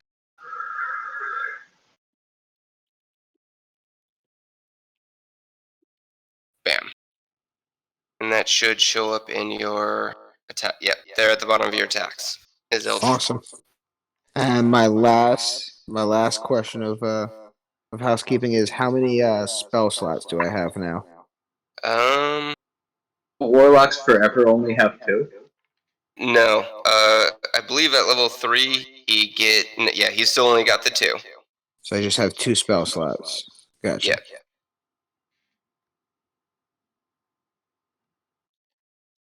I'm also gonna be taking that light crossbow from Kamal. Okay. Alright, I will give it up to you. And you want my bolts too? It would be nice. Yeah, I mean it'd be useless to have a crossbow with no bolts, right? Alright, so I got All of 20 your- bolts. Yeah. Kamal, all of your spells are now level 2 spells. Like, they will function as level 2 spells. So when you cast them, you'll set it at level 2, Gotcha. and then do that. Every except for like the cantrips, right?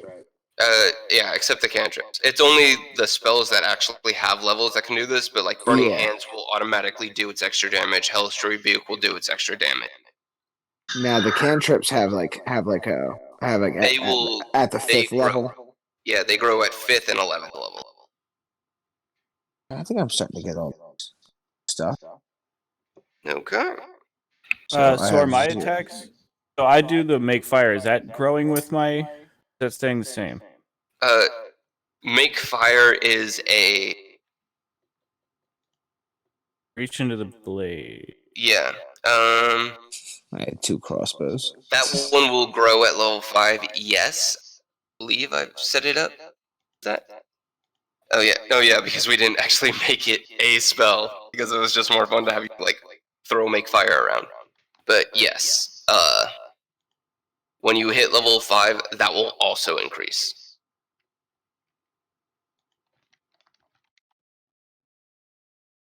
Oh, I have burning hands now.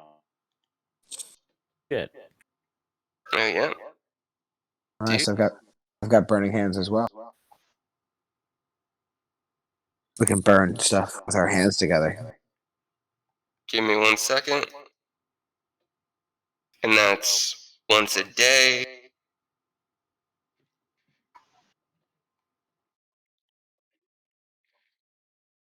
Full abjuration. Yeah. Abjuration. It's ironically a defensive spell. How? I have no idea, but it's a defensive spell. Yeah, I feel like anybody would fight you on that if you're going to say that. But okay. Like the #1 school of destruction on like Oblivion and shit. Eric, I love that you have a move called Kamehameha. I also love it. To take a look at the chat, I'll throw one again just for shits and giggles. I can actually charge it up. Yeah, I can do multiple things to make it stronger. Yeah, he can actually like charge it up, and if we can distract enemies enough, he can get the full blast. You got to use like what your key points for that, right? Yeah, but real quick, I'll send this to the chat so you can take a look at this crazy thing that I changed the name from whatever it said to just. Nice. Third. Oh yeah, that's the one where you can charge up. You can like stand there, and if you don't get hit, you can like. Right? Each turn I stand there making loud noises and freaking out. It makes the cost of my next key thing go down by 1. So I can reduce the initial cost of the Kamehameha to 0 and then just use my key as the bonus. Did you make this whole move, or was this the actual text of this move? No, that that's you in the just changed text of the name? game. All he did was Jesus change the name. Christ. I just That's changed the name. hilarious. Okay. Thank you. I would like his hair to actually change color if we can make it do that. Whoa, you can't do that at level 3. That's like level 12 at least when my hair starts changing colors. Yeah, like he's not going Super Saiyan at level fucking 3 rolls. What the fuck? At what level? He's gonna go fight Frieza and Namek and shit. At what level does the pouch change colors? Pouch always remains the same. Damn. Okay.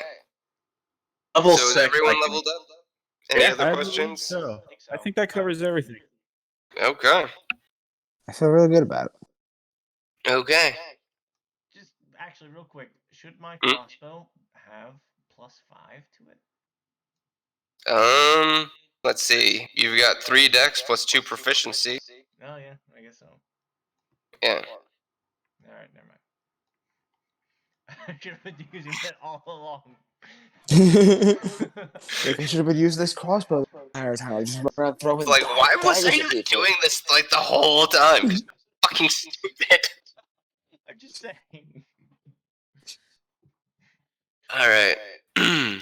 You all go through the night. It's a strangely peaceful sleep. For most of you, it's been a tiring day. Avon, you have trouble sleeping. You, in your dream, you're walking through the misty road, a place you're familiar with, you're comfortable with. But rather than the normal silhouettes of the world passing you by, it's just these giant eyes opening and closing. Large yellow slits staring at you. Sometimes it's up close and massive. Sometimes you can see it far away off in the distance. Spooky. Nothing interacts, and all you can do is just keep moving forward. And the eyes never seem to actually try to encroach upon the road in your dream. But they're always there. They're always watching. Alright, and you come to in the morning. Most of you, to be fair, Scarfin, you're probably either enjoying your newfound confidence or unlocking some old tricks. Pepar and Avon, much the same. It's been a hard day, and you take the evening to mull over maybe old tricks and techniques. Pepar, those forbidden moves that the monks used to swat you for doing because nobody needs that juvenile idiotic shit. But you are Pepar and you will do what you will. I can feel the key flow through me as a weapon. Kamal, on your arm. Well, first make a perception check. See.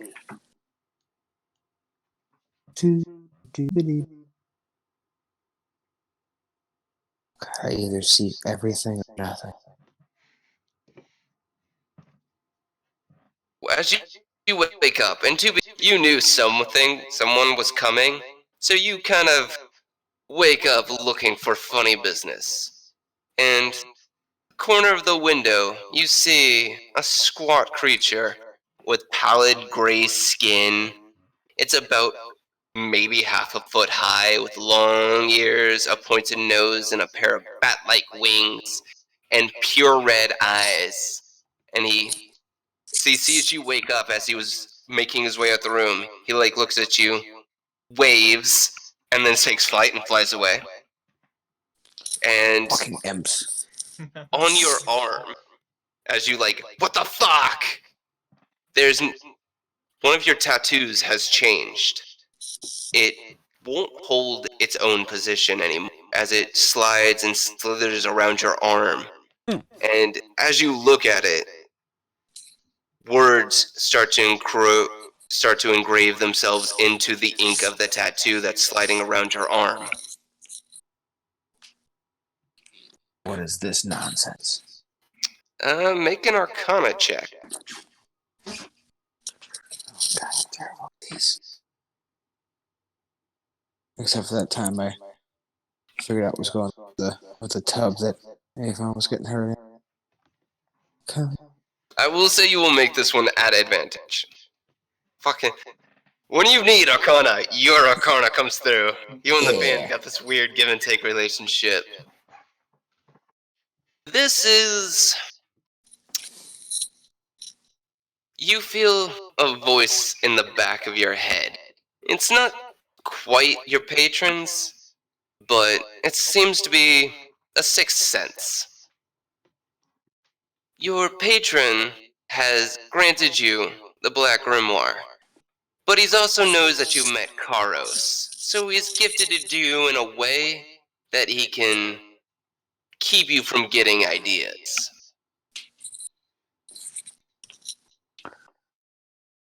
So it's all mine. Nobody else can get it. Yes. You also feel that spike in the back of your mind seems to have grown to where now it's actually like putting a pressure onto your conscious thoughts, even as it sits back in that same lifeless, ignorant state, where before you could kind of push it to the back of your mind and just ignore it, now it's constantly there and constantly being drawn to it. Sorry. It won't impede you in any way. It's just, it's more invasive than it used to be. Reminds me of getting tattoos. Just on my spine. Yeah, just on the brain, the Abdullah oblongata.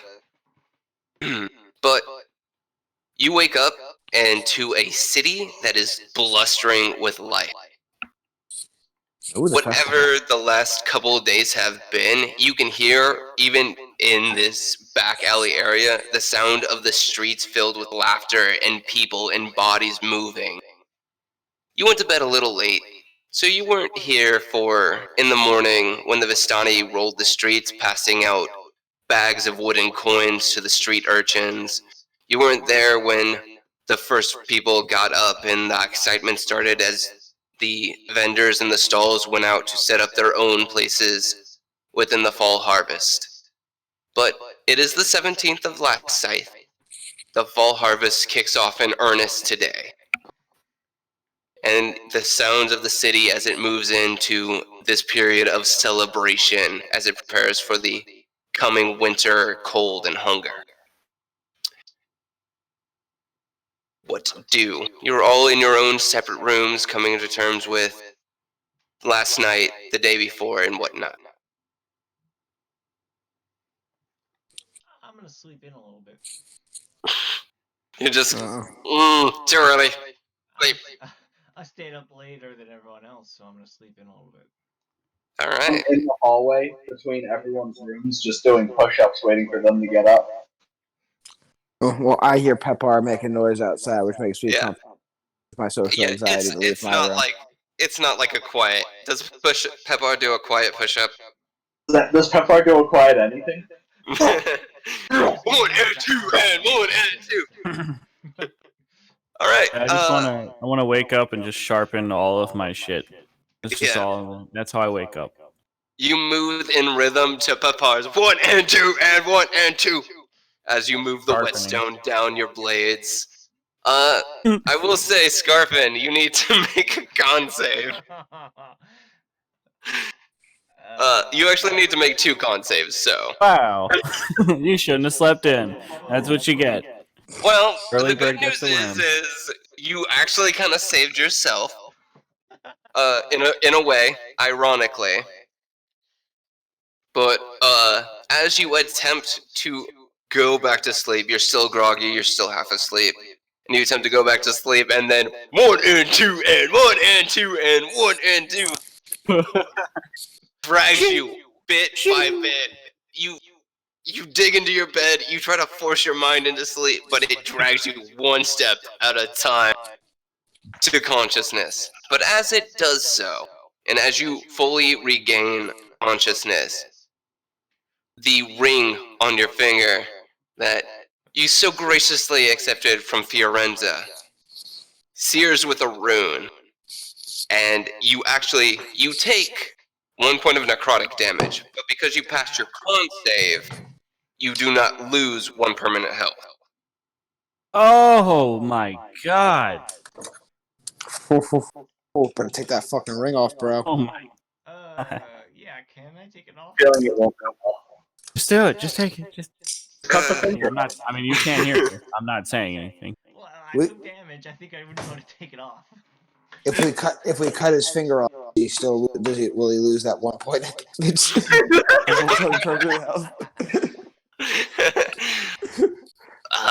But yes, you're. I'm gonna change this because the way it changes is special.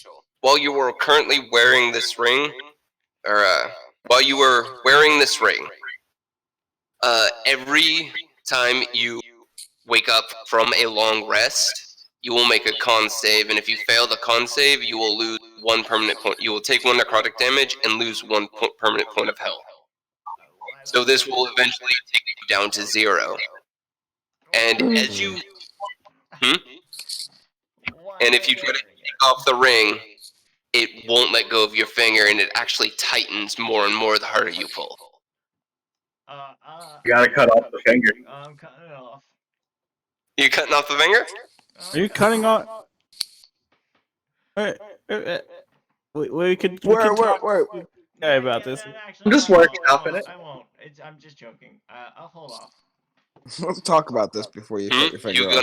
gonna pull it off? No, I'm gonna hold on to it for a little bit. Yeah. Well, you can't pull it off. It's a cursed item that is stuck to you. Yeah, but I mean, I'm not cutting my finger off yet. Wait, I don't even remember this. Where'd you get this fucking ring from? It was given. Fiorenza gave it as, per her words, a means to keep you on task. Oh. I'm glad I wore it. Hey. So let's go get my gauntlets. Yeah, maybe we can ask. Maybe we'll ask the voodoo doctor about your stupid ring thing now. Yeah, I think that's a good idea. Alright. You're going down into the city. You pass by. It's the proper barkeep whose name is still on the other side of the room, and I don't want to get up to get it. Hi. Contact. Scoffin! Insert we name doing, here. boss? Contact. Doing good. How did things turn out this morning? Everything open up all right? No dead bodies anywhere? Well, not in my place. They know better than that. I got a friend in the Adele ring that helps me with that. But, no, so, Mouse is dead. Yeah, Yeah. he's dead. Yeah. You know Mouse? Mouse? Yeah, I've heard of him. Yeah, you probably know. He looks like a mouse. That's his entire shtick. Yeah, I'm familiar. Mouse little guy. He was here last night. You know, actually, I'm pretty sure Patrick did say that he was the one leading the meeting. So, yeah, he's dead. What happened? Well, they know it better than to start a fight inside my place, but Mouse, he was never good at just leaving shit alone. And, apparently he tried to continue the conversation outside of neutral territory. And I thought he was smarter than that. He didn't have the brawn to back it up against that strong fellow. Well, that's just it. Like, Jarek swears he didn't do it. Fucking Mouse apparently was going to go deal with someone else to get even. But I mean, it's a criminal's lie. You know, we're notorious for it. But Jarek swears up and down that it was someone else. Actually, I'm inclined to believe, honor among thieves, that he might not have done it. Well, I don't Can fucking know. I pull a huddle? Can I pull a huddle here on the team? Quick, So, buddy. quick, huddle up, guys. Guys. If the big black guy didn't kill him, and we didn't kill him, I don't think we did. who else is killing people in this town? We were jumped by those guys in the alleyway. Could be those people. Nobody snuck out of the room last night and killed that little mousy guy. Not that I'm. Not consciously. All right. Has anyone explained, like, the tattoos to Pet Bar? Actually, you would know. The guys from the alleyway had the tattoo of the big black guys group. Yeah, they were this. Yeah, they were working together. All right. Yeah. So they wouldn't have killed their own guys, obviously. So. Mousy he's guy saying worked for Ferdinand, Mouse guy worked for Ferdinand. Yeah, Ferdinand. Yeah. The and bull. then big black guy worked for Gomez. Yes.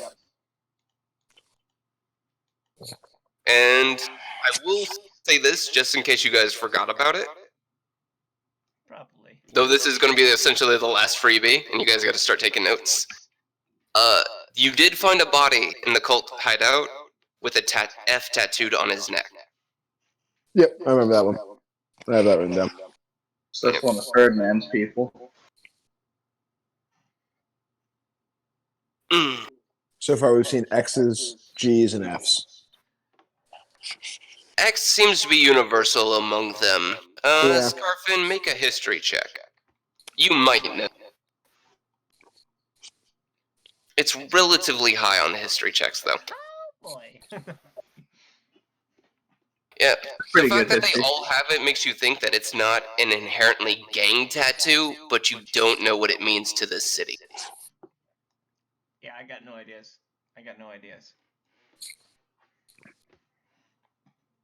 Well, whatever it is, be careful. Fucking, I've seen some gang violence, but literally the only reason they knew it was Mouse is because they left the head intact. And everything else is everywhere else. Oh, Jesus. So much for working both sides. I thought he would pay more.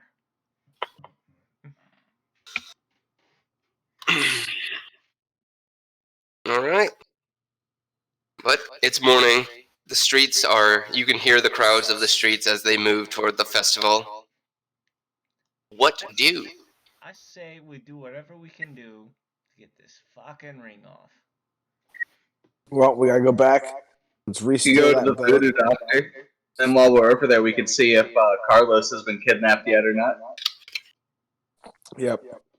Whatever it takes. Well, I mean, whatever it takes, we can just cut your finger off. Yeah. It's true. The voodoo doctor. We'll see if he can help with the ring and get the Yeah, ring. yeah. We'll go to the voodoo doctor first. But again, when cooler heads don't prevail, cut your finger off. I'm okay with this. Okay. So you're heading to the voodoo doctor. You make your way back. Making your way back to the wharf? Yep. Oh yeah, we gotta cross the river again. Yeah, we gotta go steal that boat again. Same old. Let's just take a ferry this time. Yeah. Yeah, see if we can find a ferry. You guys are aware something put together in this town. What's... No, we Renbar, showed up. You a do lot of know people are Renbar, dying who now. runs the ferry. Oh, that's right. Yeah, we can see if he can take us. We'll see Renbar. Yeah. You make your way back through. It's a little slower going as you're essentially... These are the latecomers to the festival as it's getting along mid-morning.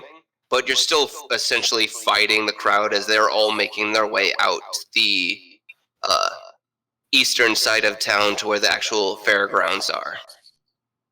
But you make your way to the wharf. Rembard is sitting on his little ferry, just kind of minding his mind. The peg leg of his and missing hand make it kind of difficult for him to enjoy such festivities. So he's taken the day to see if he can't swing some coin from people moving back and forth from the merchants' areas. Hello, friend. We are looking for passage across the river. No. Hey.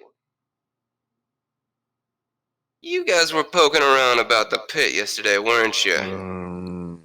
Of course not. We don't know anything. I'm gonna roll a deception check on that. Yep, go ahead. NA is usually to light it on fire and punch it. We poking nothing. Alright. 16. How could we be poking around the pit if you didn't take us over there yet?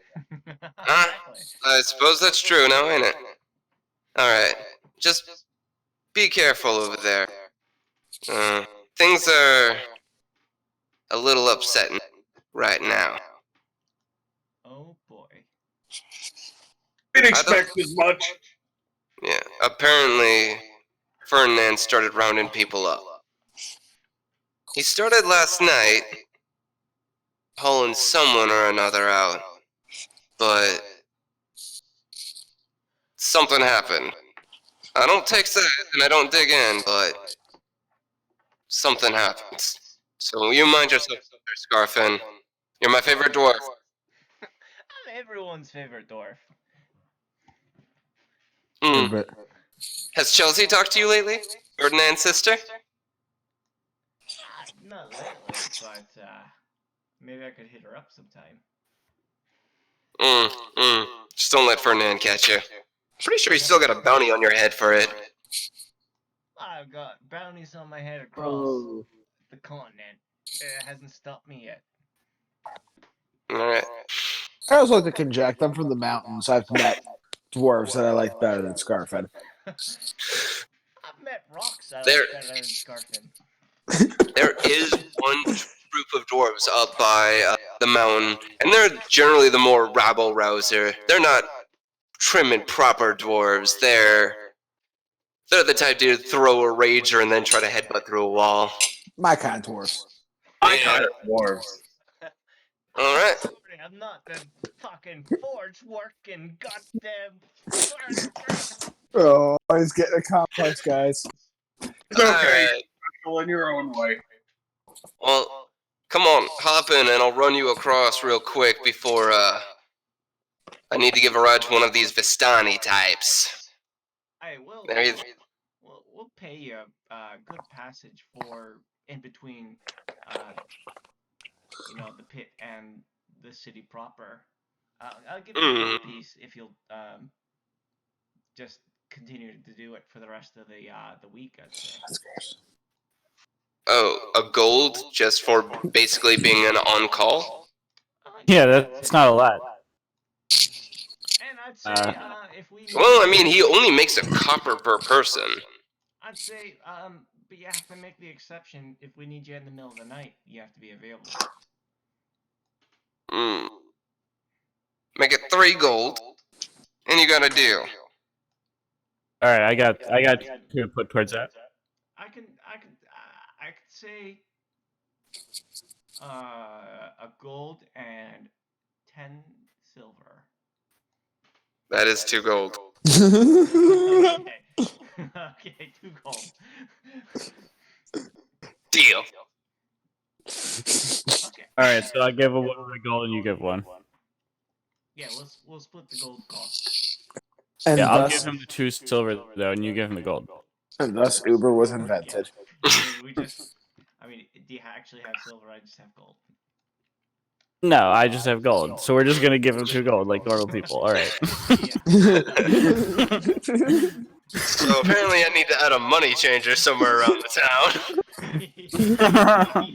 Because you guys are massively overpaying because nobody wants to just be like, hey, can you break this? Can you break? Oh, do Okay. they have bits in this world? Because we could do some bits at some point. Just break our shit in. I don't know.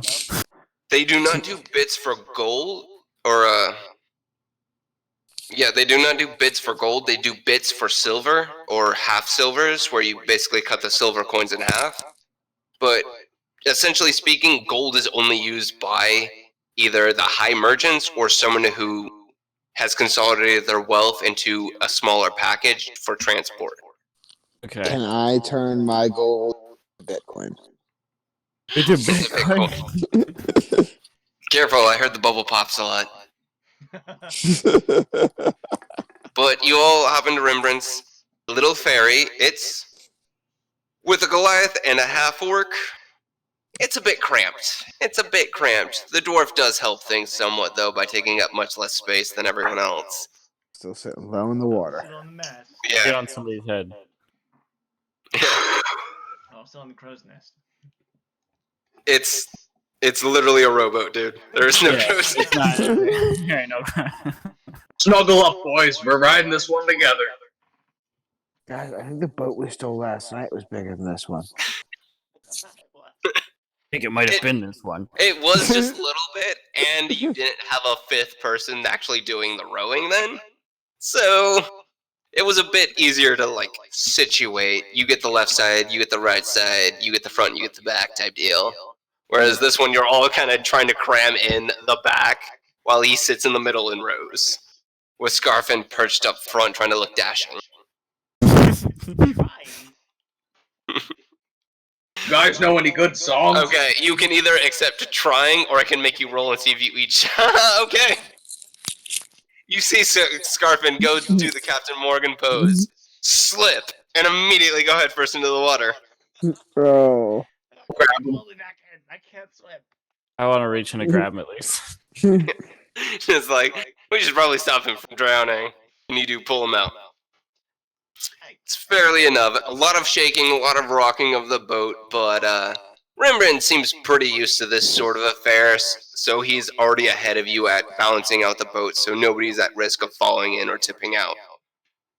And you manage to get Scarfin back in the boat, sputtering and wet, and this is city water, and while you're a good ways away from the actual sewage outlets that are further downriver, there is still a fair amount of trash that just gets chucked into the water. Scarfin, yeah, your clothes have definitely seen better days. You haven't been kind. Okay. Jesus, man, we just got the sewage off us last night. Yeah, maybe when we land, I'll try to clean back off. Alright. But he gets you the other side without any further troubles. He's much better at rowing the boat, and he actually more or less managed to... It's a slight angle, but rather you actually make it across more or less where you set out from, rather than having to go way downriver to do so. First things first, cleaning myself off with river water. There is a spigot nearby.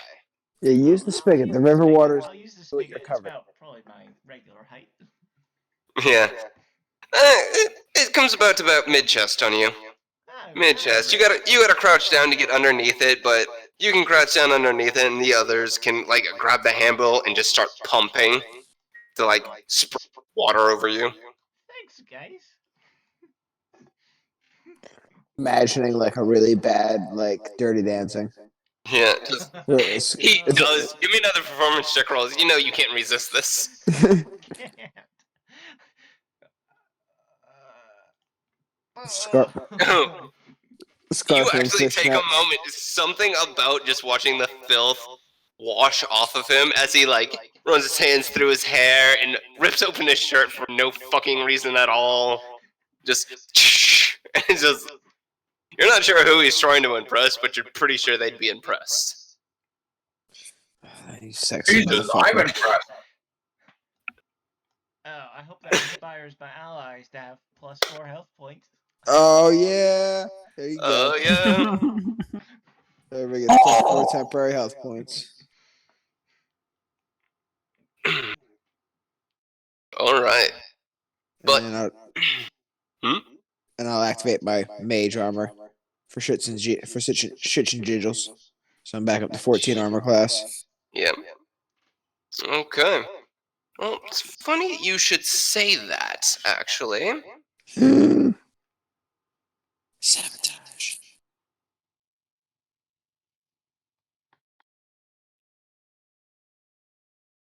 Because as you actually break off,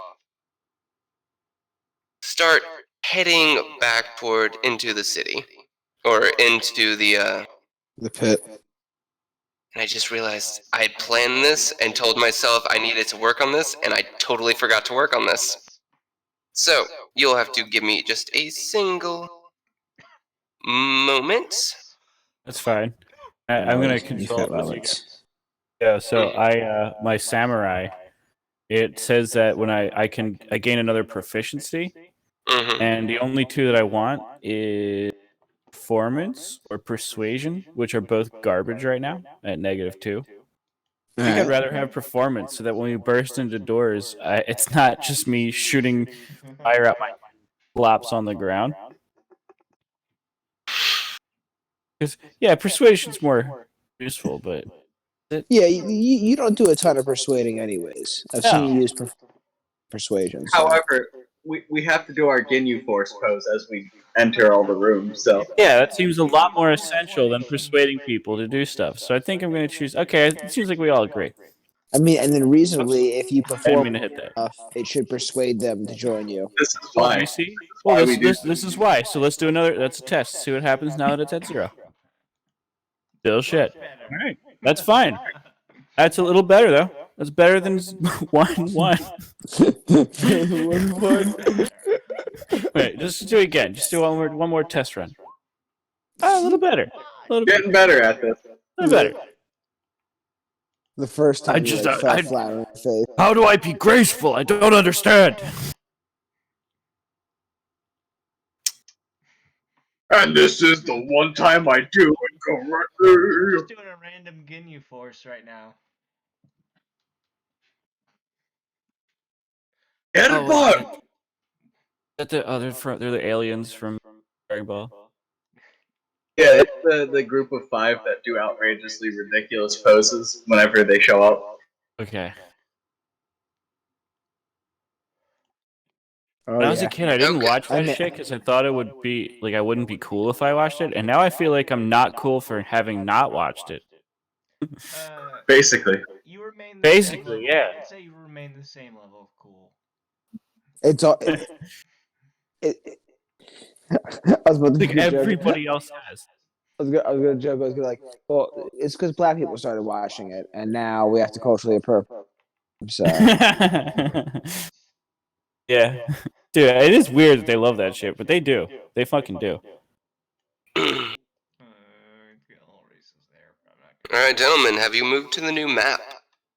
Yeah. yes, I can see the new map. Yep. Okay. As you start making your way back into the city, toward where the guardhouse is and where Karos's building is, house, manor, not really quite sure what it is. You see, Creep house. yeah, it's a very nice creep house though, very nice. Oh yeah. You see, on the road, blocking you, fucking perched on top of a roof, looking dead at you, murder in her eyes. A brimmed hat, nice coat. You're pretty sure she'd have a G tattooed on her neck. Recognize this bitch.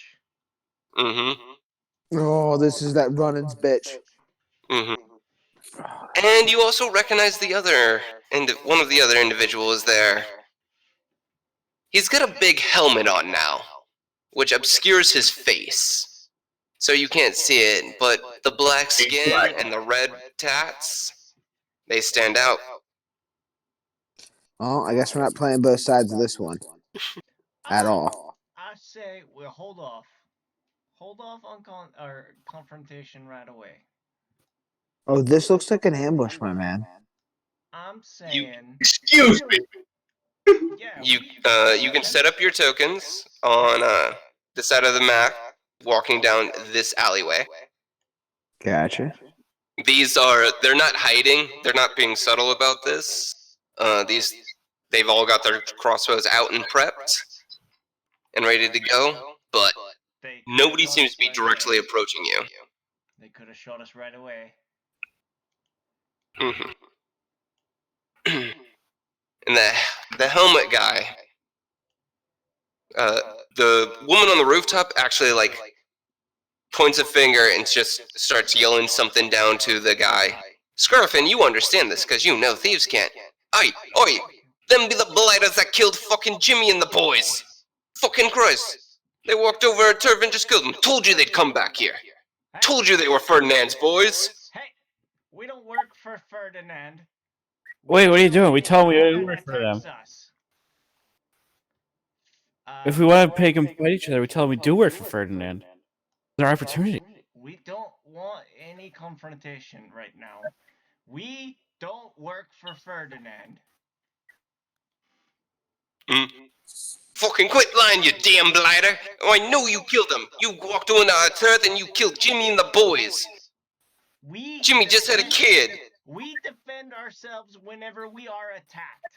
If we killed Jimmy and the boys, it is because they attacked us. Oh, that'd be bullshit. Sarah, shut the fuck up. It's too early and my head's already hurting. I know you look, Ty.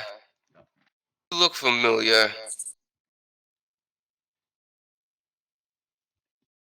Wait a minute. I've been around the block. I've seen you somewhere, Orc. You stand out in my mind, and I'm not sure why. The orc isn't talking right now. You're talking to me. Fucking, you've got a loud mouth on you, dwarf. It works out in my favor sometimes. You think this is gonna be one of them times? Come on, Jarek. The blighters killed Jimmy. Come on, we gotta kill him. Fucking Jimmy just had a kid. We gotta get a vengeance. We have killed more people than I can count, and I'd rather not figure out or add to that count today. So are you admitting you killed him? I've killed a lot of people, but only because they've attacked us first. You want our turf? I don't know whose turf is whose. You got so many goddamn gangs running around. We're just trying to figure out who can get this goddamn ring off my finger. Well, ignorance of the law is no excuse for breaking it. Now, I'm a little tired and it's the Harvest Festival. So, you killed a couple of our boys, we'll kill a couple of you. You can pick which one of the... I'll take 2 of you. You can pick which one you prefer. Alright, so while everyone's discussing this, I am going to leap onto this rooftop. I'll give you Patrick and the barkeep.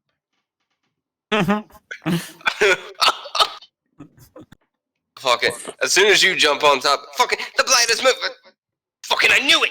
I told you, Patrick, and that fucking, the harp and the fucking bullshit. I told you they were fucking turning on us. Great, Scarfin. We gotta kill all these motherfuckers now, otherwise there won't be any of us alive, and they'll kill the fucking barkeep and Patrick. And Patrick's a cool guy. Wait a minute. Okay. You saying the hop and the cask ain't neutral territory anymore. They're making moves? They're hiring you to make moves? They have No, we're not saying that. They have hired us to investigate certain matters.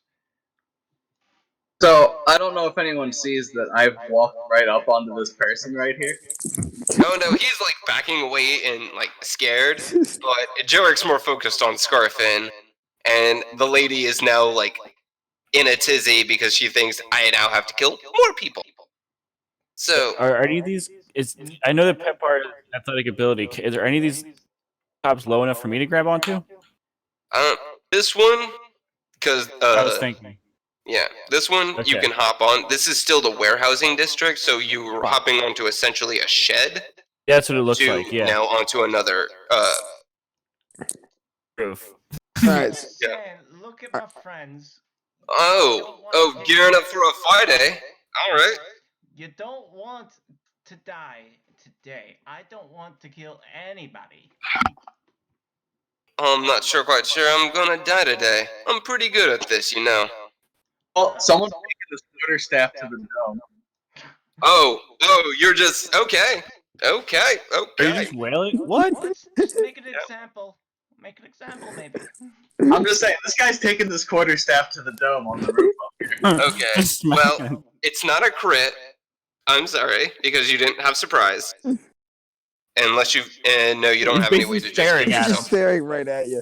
Yeah. It's Like, this surprising. dude's just like, Besides that, like the dude's got enough discipline not to like shoot you on sight, but he's just like, can we please start shooting these people?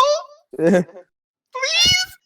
Everybody, So I easy. smacked this guy in the face with the quarterstaff because Easy. All right, you can tell as where you this is going. crack him in the head with the quarterstaff. All right then. Well, Sarah, looks like you're getting what you want. We'll deal with this lot, and then we'll fucking go deal with Patrick and the boy. All right. I need everyone to roll initiative. Oh, it's fighting times.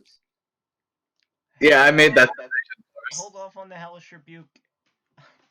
I wanted to keep some of them alive. Nobody's attacked me yet, so. Yep. All right. Initiative. I wouldn't Initiative. mind keeping it alive too.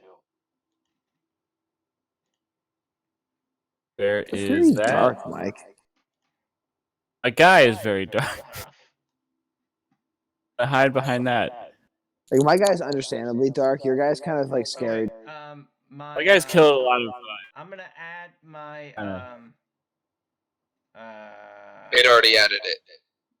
It doesn't. I already My guy's set it killed up some to. villagers. Yeah. Oh, does it? You've only got. Yeah. You get a +5 to your initiative because of Rakesh Hades. Okay. Wow. That fucking sucks, doesn't it? We shouldn't have fought them in the first place. Okay, so you are all kind of gearing up for the fight, but pretty much everyone other than Pepar was, just kind of under the impression of, we're just gonna chill out.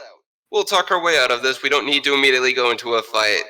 And then Pepar took a surprise round where he did bitch slap a dude pretty hard. With a quarterstaff. And he did this as Avon was trying to like climb up to location. So Avon's still in transit, and when it comes to your turn, you will wind up there. Okay. And everyone else is just like, oh, what the fuck? So that's gonna bring us to Sarah's turn. As we open up this little game. She's gonna do bad things. Alright, so I can still reach both of them with the crossbow. Alright. And we are going to have 2 daggers fly at Scarfin. Oh boy. Poetic justice. I don't have any dodge yet, do I? Okay. No dodge yet, do I? Scarfin, your AC is 14, I believe? It is. Okay. So, 1 dagger. The other dagger, she's feeling really angry, bounces off at your feet. 1 dagger does sink in, and you take 4 piercing damage. Oh no, there goes all my temporary health points. Need some medieval battle music. Yep. Oh, yeah. Alright, then that will bring it to Jarek's turn.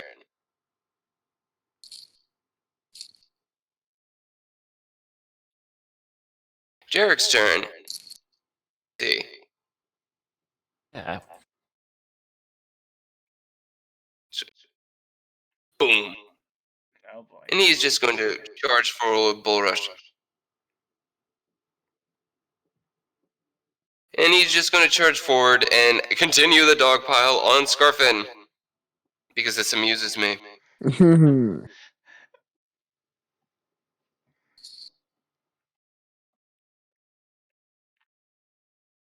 Alright.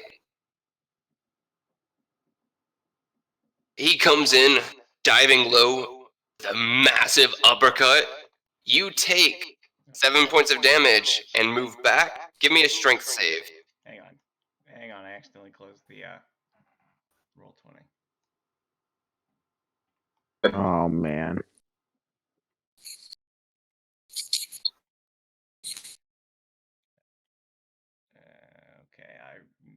Okay, I move back and then Well, you need to make a strength save. But it's a really high DC. my strength is pretty high though. No, that's not the strength save. That'll actually do it. It was a DC 16. No. So He comes in. You manage to plant your feet, take the blow. You still take the 7 points of damage, but he doesn't proceed to fling you down the alleyway. Excellent. Okay. All right. So, Avon, you've got a crossbow bolt coming at you as this guy sprints backwards, shooting over his shoulder. He heard of the stories. He doesn't want to take this fight in melee. And then Pepar, you got a scimitar swinging at you and a crossbow bolt coming at you. Alright, for the crossbow bolt, I use deflect missile as my bonus, or as my reaction. Okay. Well, to be fair, you go to deflect the missile, and it's actually way the fuck off. As if somebody had rolled a 5 to hit you. Alright. But it was way the fuck off as it was. So you don't get to throw it back in his... I'm sorry. It's okay. Man can hope. But a 13 does beat your AC, I believe. It matches. Yep. So the guy with the scimitar in a flailing swing does actually manage to catch you in your side and does 4 points. Alright, thank you for that temporary health. It served well. Alright, that will bring us to Kamal's turn. Woo. Alright, well, it's time for me to slide up into here. Behind them. Oh, wait, yeah, because if I could go over here, I get flanking on, right? Yep. I just had something stuck in my throat. I don't know what you're talking about. And yeah, and you've got plenty of movement to get that far. Yeah. I can go So- pop, pop, pop, and then we'll go come on. And then come on, I hit him with first. He's got some options. I think he's probably use two-handed blast from the Warhammer. Okay, 22 most definitely hits. No damage. Oh, yeah, One hit him with Alright. As you bring the cudgel down and crash, you put a sizable dent in the helmet, and you see him, his balance break for a moment, but honestly, even through a helmet, you would have thought you would have done a lot more damage than you did to him. He's remarkably durable. Oh, this boy's beefy. And that will bring it to Scarfin, your turn. I don't suppose you're willing to talk now. What? Tell you what, tell me what you want on your tombstone, and I'll make sure it gets there. Oh, I like this guy. I'm hoping it'll eventually say, died at a ripe old age, and I'm gonna attack him with both my cutlass and my dagger. Okay. They 20. should actually have sneak. Both hit. You only get sneak attack for one of them, but you do get sneak attack. And I believe it's 2d6 at level 3. Ugh. Oh, wow. Once again, as you actually go to dig your blades into the skin, you break skin and you get into muscle, but it's like you're trying to hack through wood or rock or soft rock. This guy- I'm gonna use my moving away fancy footwork. Yep. You can now step away without pissing him off. How far? How far can I move? You can move 25 feet. It's your full. You get your full movement. I will say you can't go up there because that is a I know. 10-foot climb. and you're a tiny dwarf. Push the talk button. It's messing it up. Okay. Can't go up there. It's an 8-foot climb, and you're a tiny dwarf, man. Now he's off the map. I'm going. He ran away. It was too much for him. Yeah. He's just like, I'm fucking out. If you want to get on top of the roofs. I just Yeah. want to move back. He was like, I never wanted to fight them. Right. Yeah. You move there. You can hop up on the roof. You now have high ground on him. Yeah, I'll do that. having problems moving my token right now. Where are you trying to go to? Just on the rooftop. This one? Or this one? Either. Alright. I will say you can hop up onto this roof. You've got at least a decent vertical and your strength isn't bad. And that'll burn I also 10 feet of movement. I also And then you can here. I also specialize in acrobatics and athletics, so Yeah. Yeah. You can't honestly fail them. They're not super hard checks. So, and to speed things up. Pepper! You have bitch slapped a dude who is now stabbed. Well, I just noticed a few turns ago that there's two characters in a straight line in front of me, so that about 3 key points worth of something about that.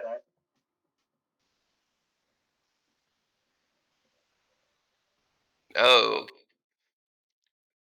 How does it... He clips them. Oh, is it not a right diagonal? Because essentially the way the beams tend to work is you pick a square. You pick an opposite square, so like say this square, and then you draw a straight line, and any squares it passes through, you get all of them. So you can get all 3 of them, and they all get to make deck saves. I love it. As you... Say, I'm sorry, Master, but the technique is too cool not to use. Kame! Ah! Roll me 2d100s.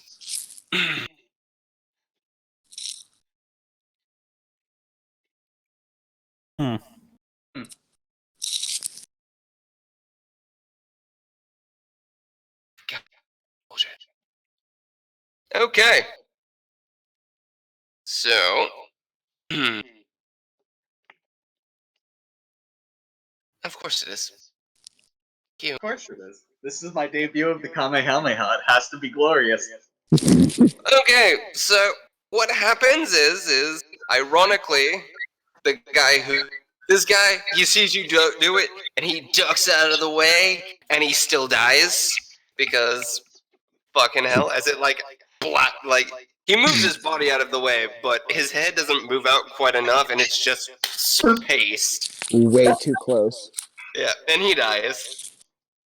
This Beautiful. guy takes it full on. So much so that he actually falls off the roof, and I need you to roll me 2d6 as he takes fall damage.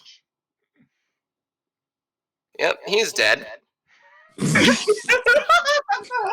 As he gets blasted in the chest, falls off, and lands headfirst with a crack as his neck breaks. It's everything I Carlos. hoped it would be. I also need another 2d6s. As Carlos also takes this to the chest as she, what the fuck even is that? And she falls off the roof. She's not dead.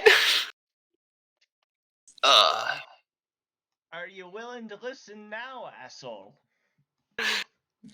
You know, you faggot. I'm starting to think maybe it's a good idea. I thought so. She's bloodied because fuck this RNG. Okay. You have your movement still. Wait, real quick. Her name's Carlos? No. Shit. I was thinking of they were best friends as childhood. They go way back. Not anymore, they don't. Yeah. Not anymore, they don't. No. Yeah, I would say This is Sarah. This is Sarah. This is the bandit chick from. This Yeah. was Sarah. Yeah, This is Sarah, who works for Gomez's crew. She was Gomez's crew to connection to Carlos, and the Gomez's crew's connection to the pit through Carlos. Alright, cool. I just want to make sure. I was like, oh, Eric, I don't think you're supposed to be blasting Carlos with Kamehamehas. So I thought we came over here. Can talk this out now. I thought we came over to stop here kidnap maybe. No. Can come up to that later, but Yeah. she is she's bloodied. Like, she took a big hit. She took a hard fall. Not a good day. That was a significant use of Kamehameha, but that was all 3 of your key points, I believe. Yes, it was. Okay. I Avon. feel like that was worth it. It was a triple. Scarfin, stop where you moving your going? token. I keep fucking up. Okay, so I spent all my movement getting up to where I am right now, right? No, you have your full movement. I'm saying, like, in the time it took Pepper to jump up, run over, and bitch slap a dude, you were traversing up to this location. I moved Well, quite then I quick. run up on this fuck. Yeah. He's like, And oh, I wanna- Easy. We don't have to kill anyone else. All right, well, we've still got big Stiffy. What do you over here. mean? We totally have to go. Yeah. you going at him? Kill that guy, Mike. Oh, yeah, that Yeah. definitely hits. Come on. He wants to kill this guy. He's killing this guy. We're making a point. Okay. The minions aren't gonna know anything anyway. He's not dead. He is bloodied, like you can see. You dug in hard, and he's just like, oh god, I regret all life decisions I've ever made.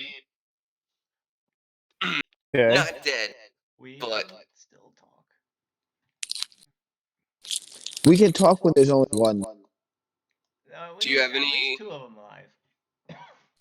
What do you Do do? you two have of any them? bonus actions? No, I'm just gonna leave it there. Yeah. No point in wasting action surge to kill this dude. No. Okay. Sarah's gonna spend half of her movement to pick herself up.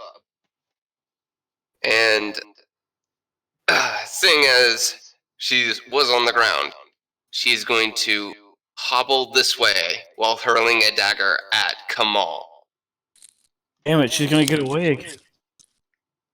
She's no not shit. moving quick. Before she moved fast because you guys hadn't actually hurt her, you got like 1 attack in. She just took a hit pounding.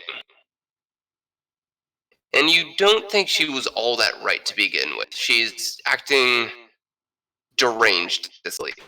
Very similar to how Carlos was behaving yesterday. And you can clearly tell as the dagger goes completely wide. Oh, she's lucky. She wasn't drunk. She was possessed.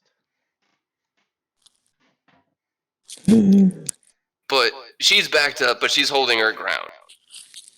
And Jarek's going to turn around and proceed to throw hands with Kamal. Catch these fists, bitch!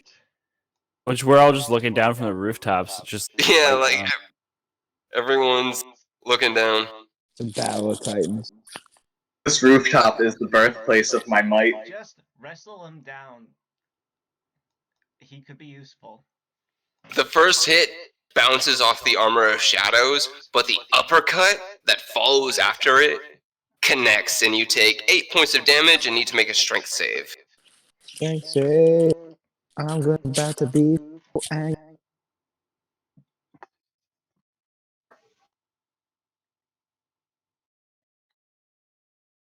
That does not work. You go back 10 feet and are knocked prone.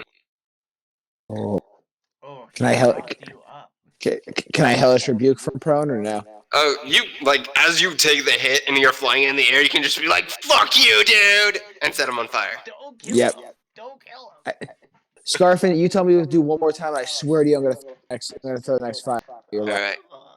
Don't forget, this will be at level 2. You come down here and get fucking uppercutted by him. Oh, I'm about to. Alright, hellish rebuke coming right at you.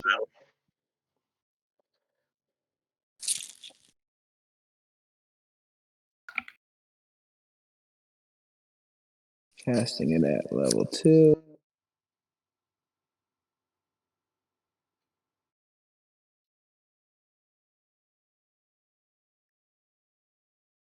Yeah, he fails. And you see, like, whereas your physical attacks were just kind of like bouncing off as his tattoos actually start to physically glow as the fight rages on. This fire, you can see where it actually starts to blacken and do full damage. Very What a nice. bit of damage it was. Okay. That's what you get for fucking punching me, bitch.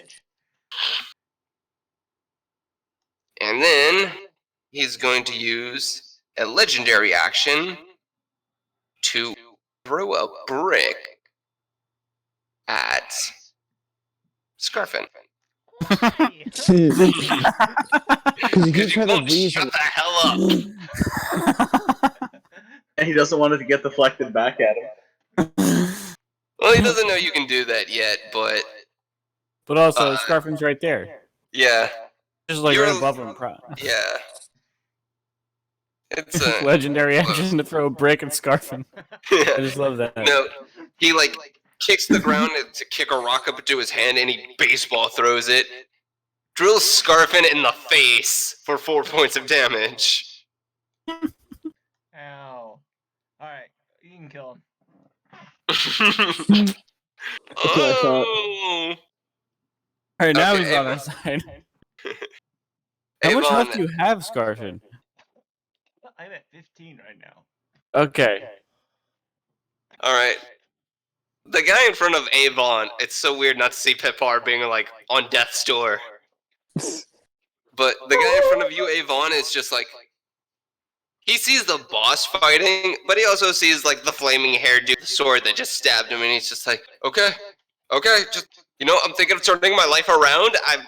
I've got a brother. I'm just let me go, and no harm, no foul. Things Avon won't do. Certainly. Is it my turn? It's his turn. Okay. He's trying to talk you down so you don't stab him as he runs away. Oh. No, stay right fucking there. Oh, I'm going away. He's just gonna run away. Yeah. Well, fearing to secure any other kind of safety, he is going to take the disengage action, where he dives off of the rooftop. That needs an acrobatics. Roll me 2d6. 2 D100, you said?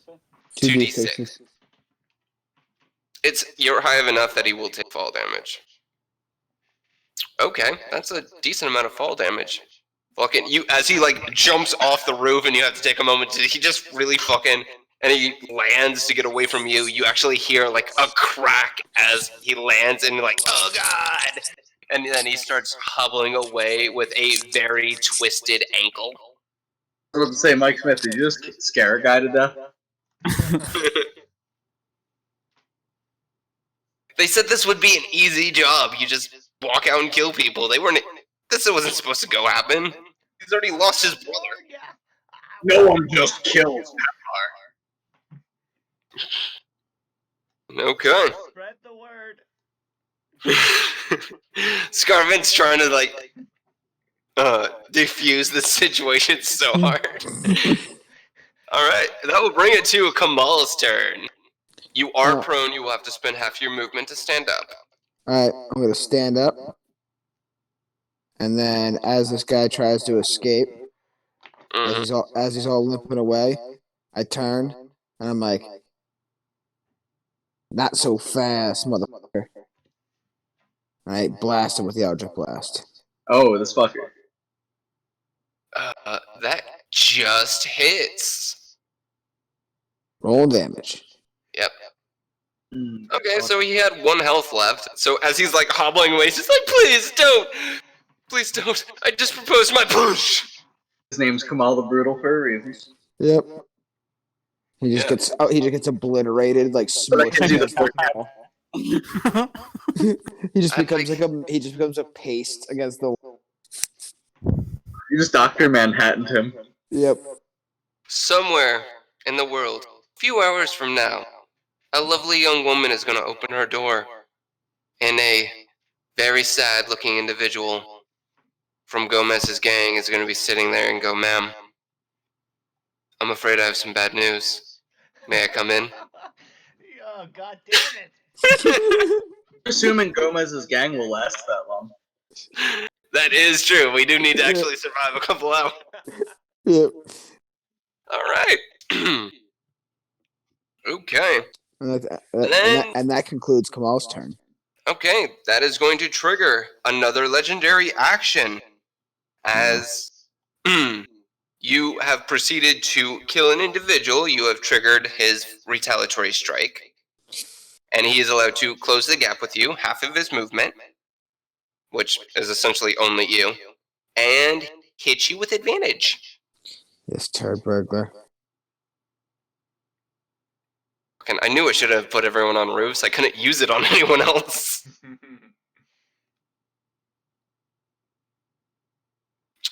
Okay. So, as he comes in, and he drills into you, and you take 9 points of damage and need to proceed to make another strength save. Another strength save now. And then he's gonna learn his lesson this time. Because I'm giving him the hellish rebuke again. Oh, you know what's coming. You plant your feet, you lock in, and you wait. And then as it comes in, you grab the arm and just send the fire coursing through it into his body. So much for taking him alive. I'll take fucking prisoners. We can use them. Sarah's fine. And he cannot make a dex save to save his fucking life. Quite literally. Okay. He's bloodied. Like, you can actually see where, like, the actual black splotches and the scarred, burned tissue is starting to, like, slow him down and hamper his movement. He doesn't react in pain, as if he doesn't feel it, but the body is reacting even if his mind. And that will bring it to Scarfin's turn. Last chance, fucker. You can give up now, or I can run up and just kill ya. Roll me a d4.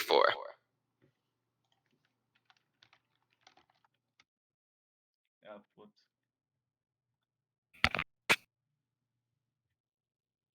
Well, that's definitely odd.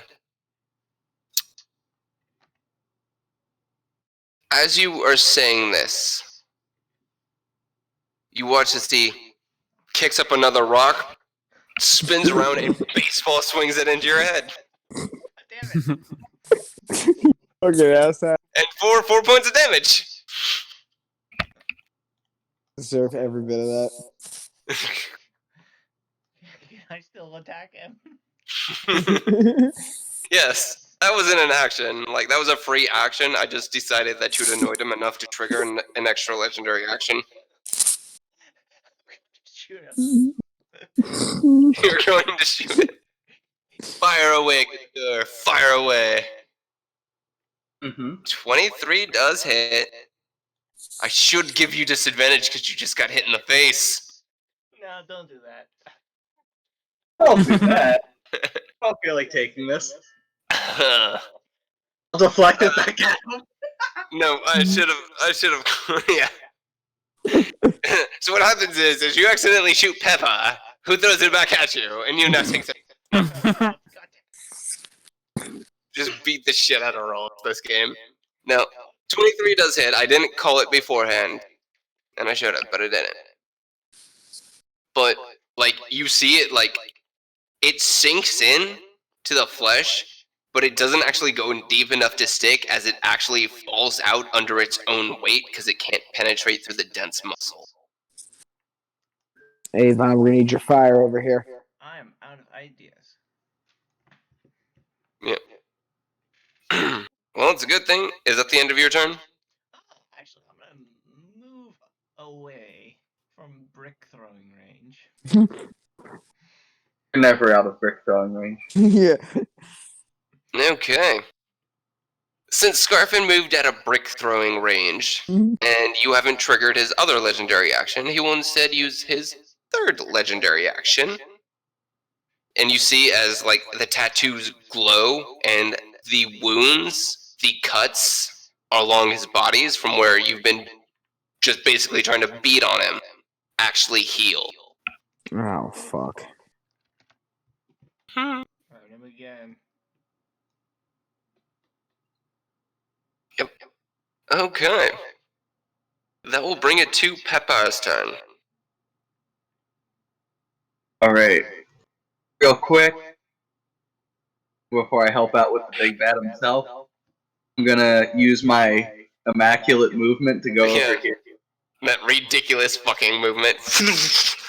And I'm going to subdue damage this person to knock them out, but not kill them. Okay. Oh, Alright. perfect. You Thank you, can. your glorious you movement. can. Non-lethal. Alright, the quarterstaff hits.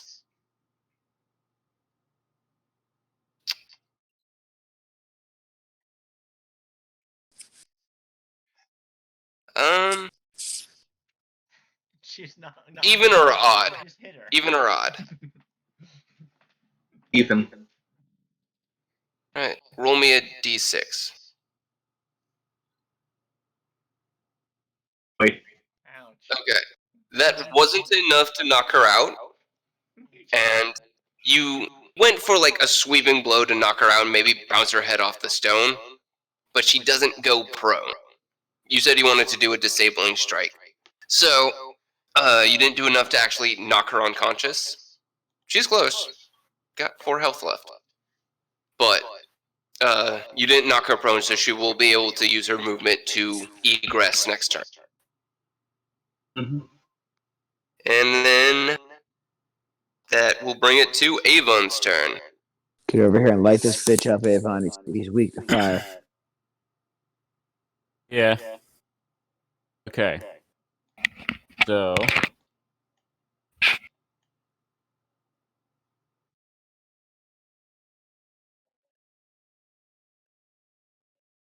Oops. I just do want to do that. I was just seeing how far it shoots. Do it from where 15-foot cone. So, yeah. So it'll go 15 feet away, and then 2 squares to each side. Okay. I guess I would have to move. Oh, it would hurt him if I used hurt them all. If you put the corner of the shape that it makes on the guy, if you stand, let's see if I can tap the spot. Let's see. 1, 2. I think if you stand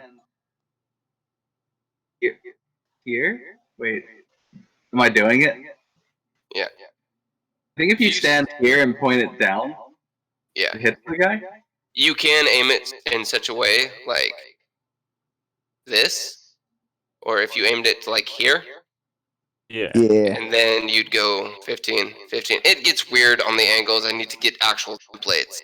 But I will say that you've got the wherewithal to be able to, if you can get them in the 15-foot cone, you can aim the cone so it won't hit Kamal. You're far enough back that Okay. you've got free range to aim it. So Yay, don't burn I'll me. do that. Yeah. Alright, so I need to make a dex save. Do I make this one? I do not. I have not rolled above a 7 on a dex save on this dude. He's got a Not meant to +4 to dodge. dex. Like, what the fuck? Okay. So, yeah, you actually hold out your hands. It's only the 13 because you don't get dueling style on this. I know. You, like, hold out your hand. Actually, you hold up your shield and you channel the fire genasi blood in you through it until it actually starts to glow hot, and then flames erupt from that, covering him as you do so. He's in bad shape. Like, that fire's doing numbers, and he's not resistant to it. All right. We're all getting to use our cool shit now. Yeah. Yeah. I couldn't be more Right to satisfied. the face style. Okay. That will bring it to Sarah's turn, and she is going to attack you, Peppers. This is for Jimmy, you fucking animals! Who's a Jimmy? Who's a Jimmy? It's a sprinkle. Okay. So that's a crit. Oh, that's that's Jimmy. Jimmy. I need you to make me a con save at disadvantage, please.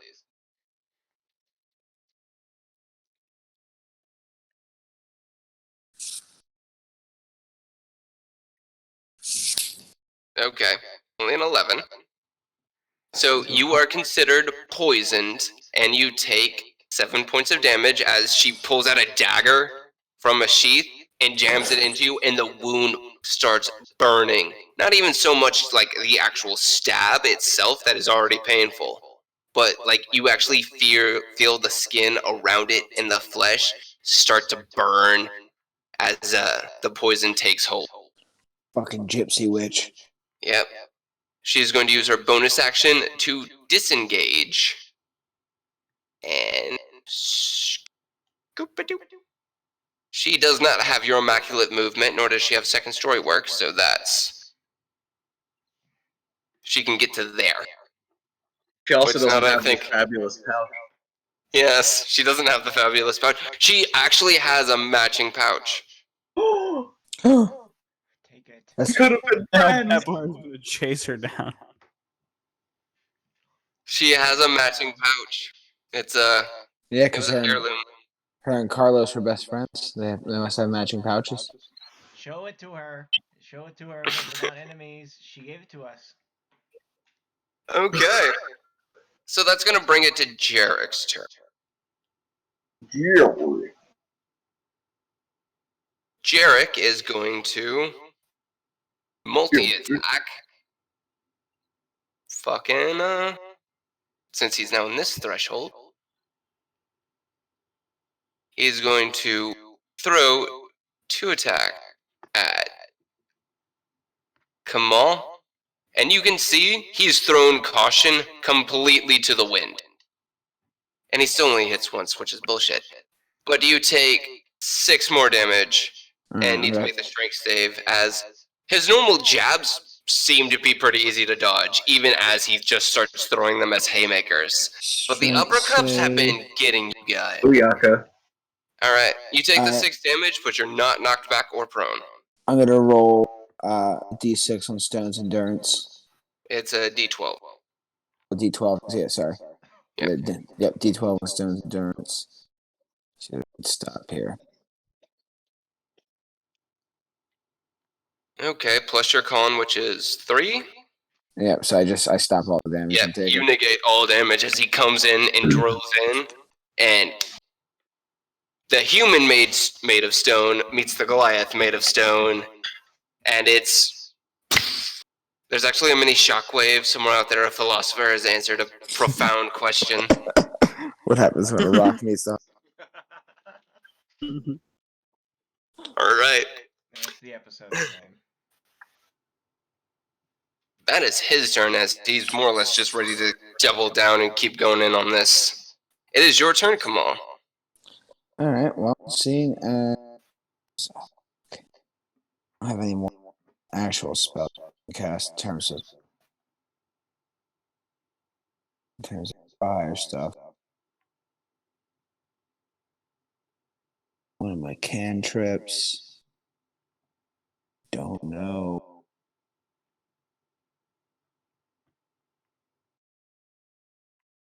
Let's just Eldritch Blast him. Okay.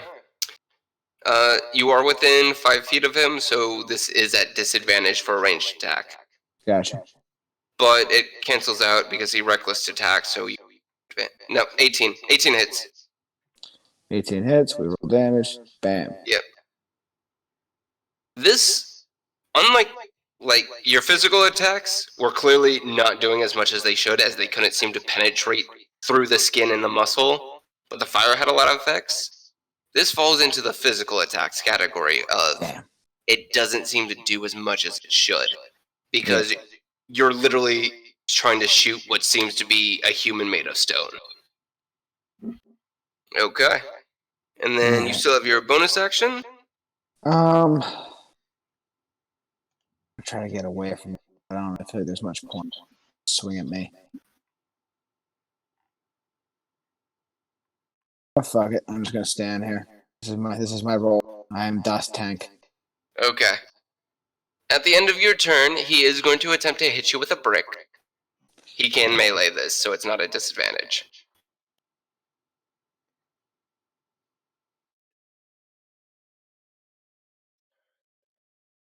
I need you to roll me 2d100s. Yeah, fuck this 100s, roll. gotcha. You-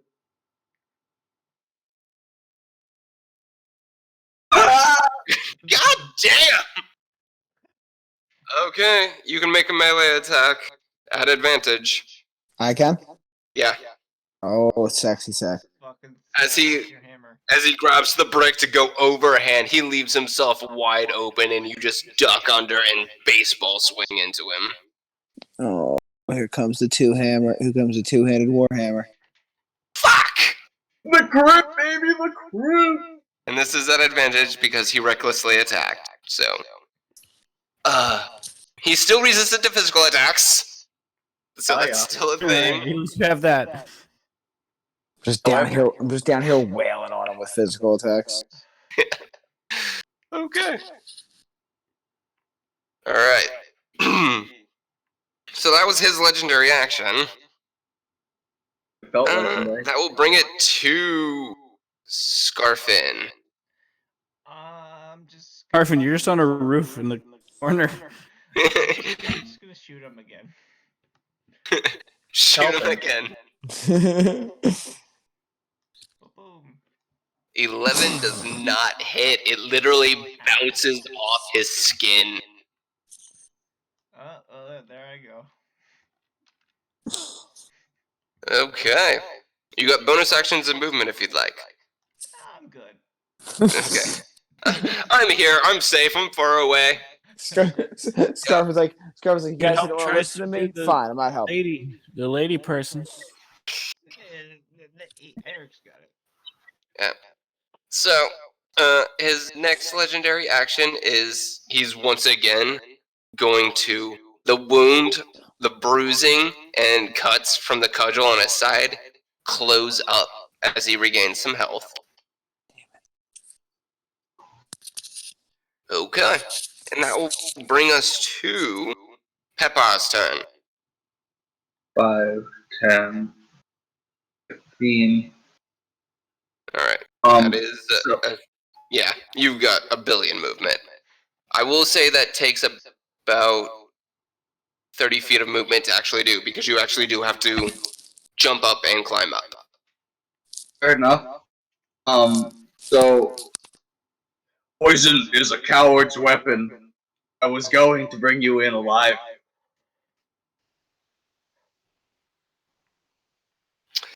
Okay. 15 hits, even with disadvantage. 14 does not hit. So much for showing her the pouch. Make sure you And take is that this poison pouch. me. lethal or I would non-lethal? have just tied her up. This is lethal. He got poisoned. I'm not gonna argue it. It's lethal. What's lethal? She She's poisoned dead. him. Her She head is smashes dead. and couldn't use poison apparently. As Pepar, he hates that shit. The only reason I'm upset is because there was money to be made off of her life. I gave her a Nobody fucking warning poisoned once. me, I told goddamn her, "Don't come back after us." Don't I worry, said, "Fucking leave." We'll take her pouch and prove that we killed her. No, we don't want to prove that we killed her. We'll prove that she died, baby. All right, fine. You say All right. tomato, I say tomato. We gotta continue with this big ass. Yeah, you got 20 more feet of movement, Pepar. 5, 10, 15. Can I just jump down off this roof to right there? What is your acrobatic? I don't believe you have reduced fall damage yet.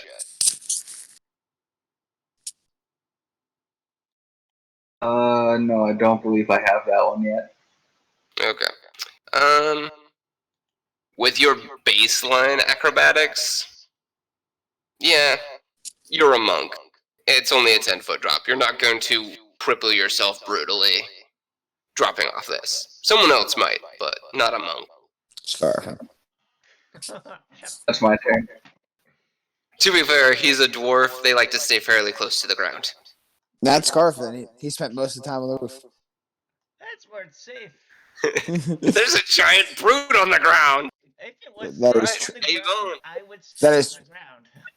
That is true. This guy is very dangerous. Yeah. Avon. There you go.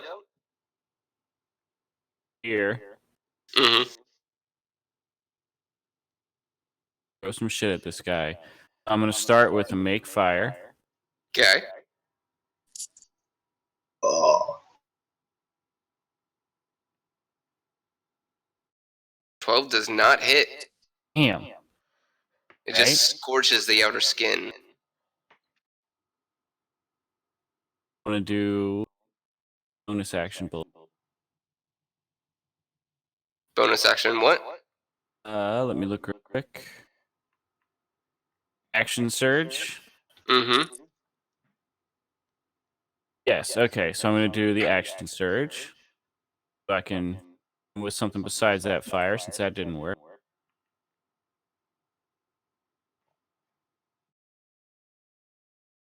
All right.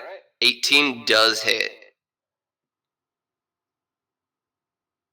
Ooh. Damn. Nice. This dude is barely holding together. He's not down. He's still on his feet, but barely holding together. Can And he's gonna turn around and attempt to hit you in the face with a brick. Oh, me? Hmm? He's hitting Avon in the head with a brick. Yeah. Can we keep this one Okay. alive, please? And a 16 does not beat your AC. So he turns around to hit you in the face with a brick with a spinning backhand, and you're just like, no. Alright. That will bring it to his turn. Alrighty. He's raging, so he's not actually smart enough to stop fighting. Oh, I'll stop there. Fourth choice. How you gonna stop with your crossbow up there on the roof there, Scarfin? How the fuck? Stop trying to talk him down. he every time you down, he throws a brick at your head.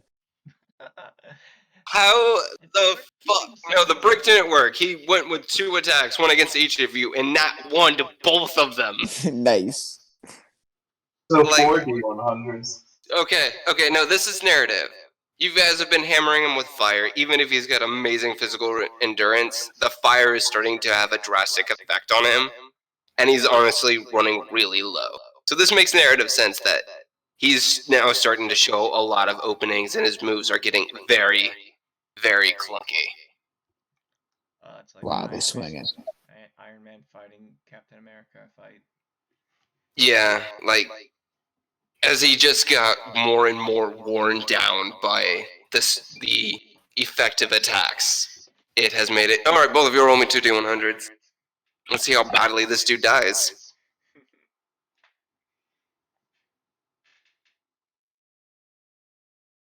Oh, me too. Yep.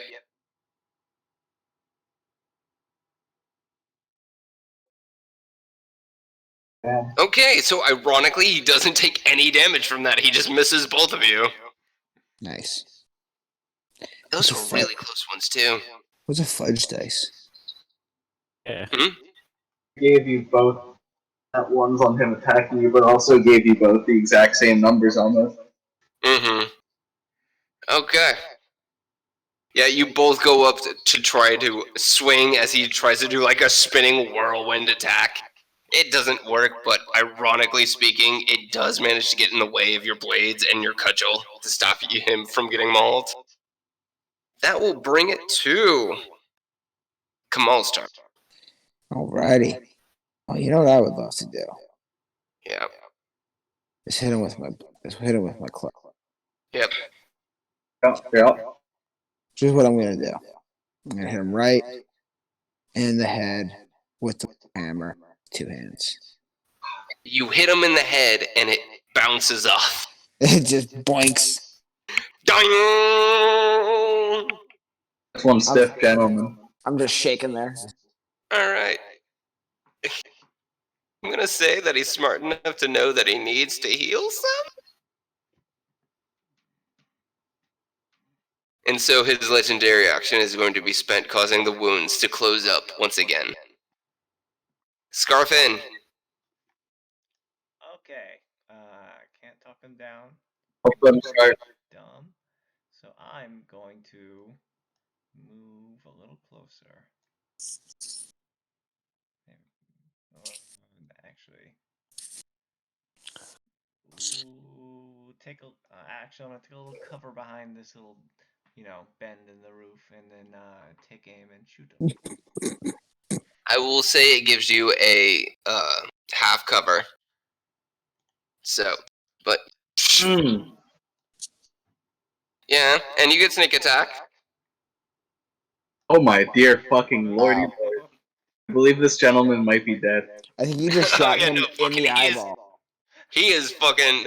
You actually catch it in one of the holes on the front of the mask as he's doing his spinning back end. Fucking the bolt comes flying in, and you're going to forever say that this was intentional, but let's face it, it wasn't.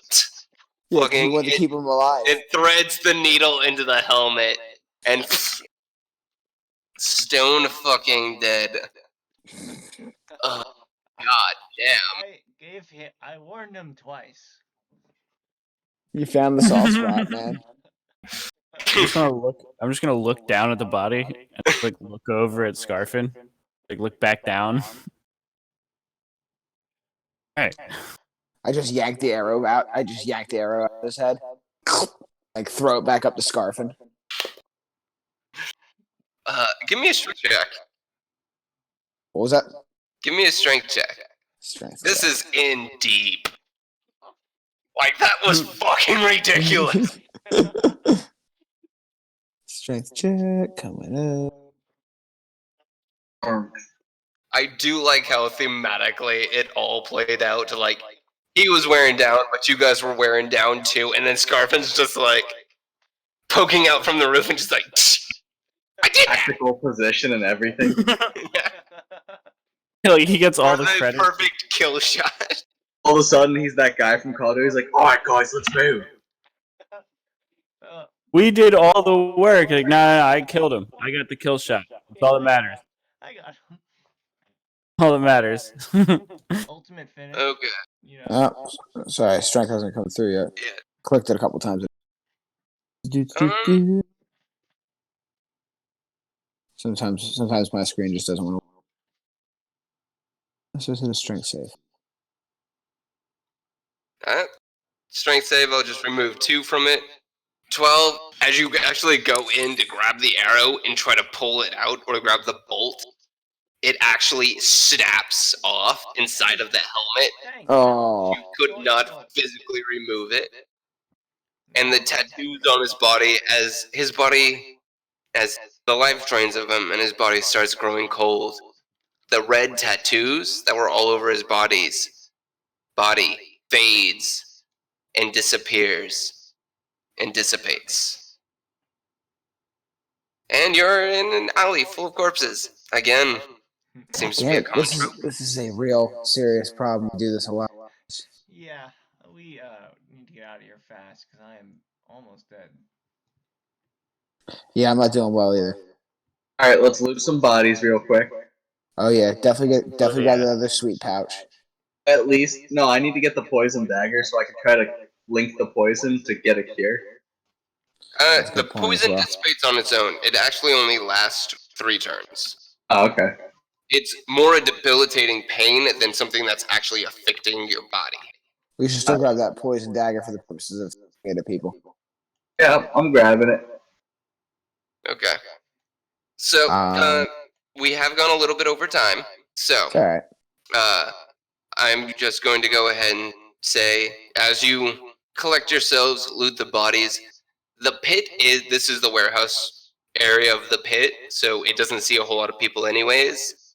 And most of the people that would be working here are actually at the festival, so you do have a moment to catch your breath and take a breather as you sift through the bodies and try to piece together maybe some new clues to the puzzle, or maybe just, I don't know, make hand puppets out of corpses, whatever you want to do with it. But we are going to open up the next session with the looting of the bodies and proceeding on. Sounds good. I like it. Okay. All right, it was a good session tonight, I guess. Yeah. Yeah. The shit out of got the I'm one- sorry. I'm sorry about handling the level up. I'm used to dealing with people that, when I say level up, they can just run through it in like 5 minutes. I should have factored in that it would take longer and therefore not to do it mid-session, so I'm sorry you lost a good chunk of time having to level yourselves up. That's Yeah, all that's good. all right. I still enjoyed doing it. hmm So, But as Part you of have the now successfully managed to kill a decent few members of Gomez's gang, with ramifications for that. I won. Won't Solace do it? Hey, You I are want the- to tie the guy up. you are the He's one the one who that jumped shot off the the roof. tough I guy would've kept right him alive. right in the face, Ryan. Yeah. It was a last resort. I was ready to tie up a few of them, but I wasn't going to stop anyone if they were going to not do it. I was just going to let them, I really put their feel quarter like staff through. I really feel like we're a kill first and ask questions to corpses afterwards Well, I was probably Killed type of them. operation. If only we Be had honest, the after we got the- kind of perk. That'd be nice. You can eventually get a spell that lets you actually ask the corpses. Yeah, I was just about to ask that. We should probably invest in this. Yeah, That's a cool one. I need to like learn that. one. I need to learn that spell. I'll figure out where that's at. Learn it. Yep. So, come on. Just because the way your book works is, whenever you find a certain spells, and they have to be ritual spells, you can basically ingrain those ritual spells into the tattoo on your arm and proceed to cast them from that.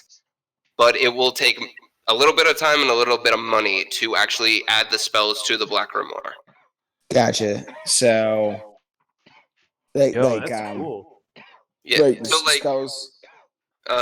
say you find a scroll of Speak with Dead, Gotcha. then you can take the scroll, rather than using it, you can engrave it into the tattoo. Or Ooh, if you go tattoo. say find a wizard and say, "Hey, can I borrow your spell book?" and he lets you do it, or you like bludgeon his head in and take his spell book, whatever you do, you can go through and find the ritual spells in there and engrave them into the Black Grimoire. Yeah, cool. And it would just take money and a short rest to Yeah. add it. Yeah. Cool. That's awesome. I think that. You will need to essentially buy I'm just gonna call it ink, but you're essentially going to have to add to the tattoo, and then it'll come alive and dance around and join with the Grimoire. Dope. All right. Other than that, I don't believe there was any other housekeeping. Avon's got the signet. Peppar's got the black scroll. Carlos's pouch is no longer relevant because you killed Sarah. And Scarfin's got the cursed ring. Yep. Okay. Well, gentlemen, I will see you next. So officially, it's 10 to 1 Thursdays. Yes.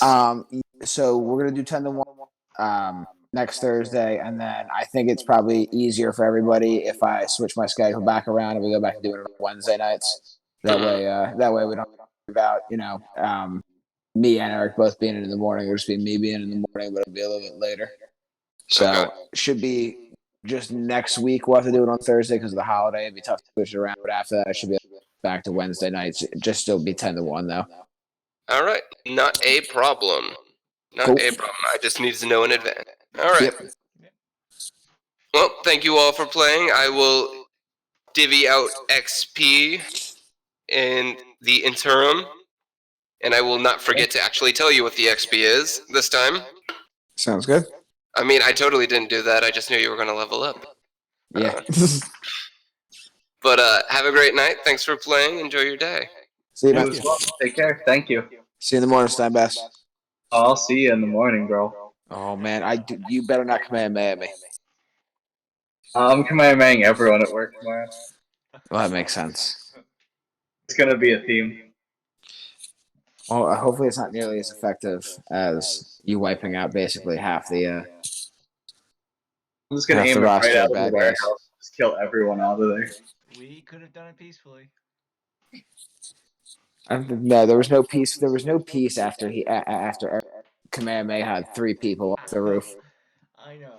It It was so glorious. was the best thing I've seen yet. It was. All right, later, guys.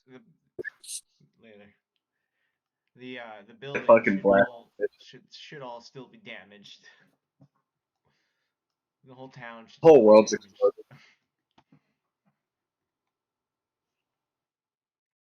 Alright, I'm out later, bitches. Let's see. All right, later, man.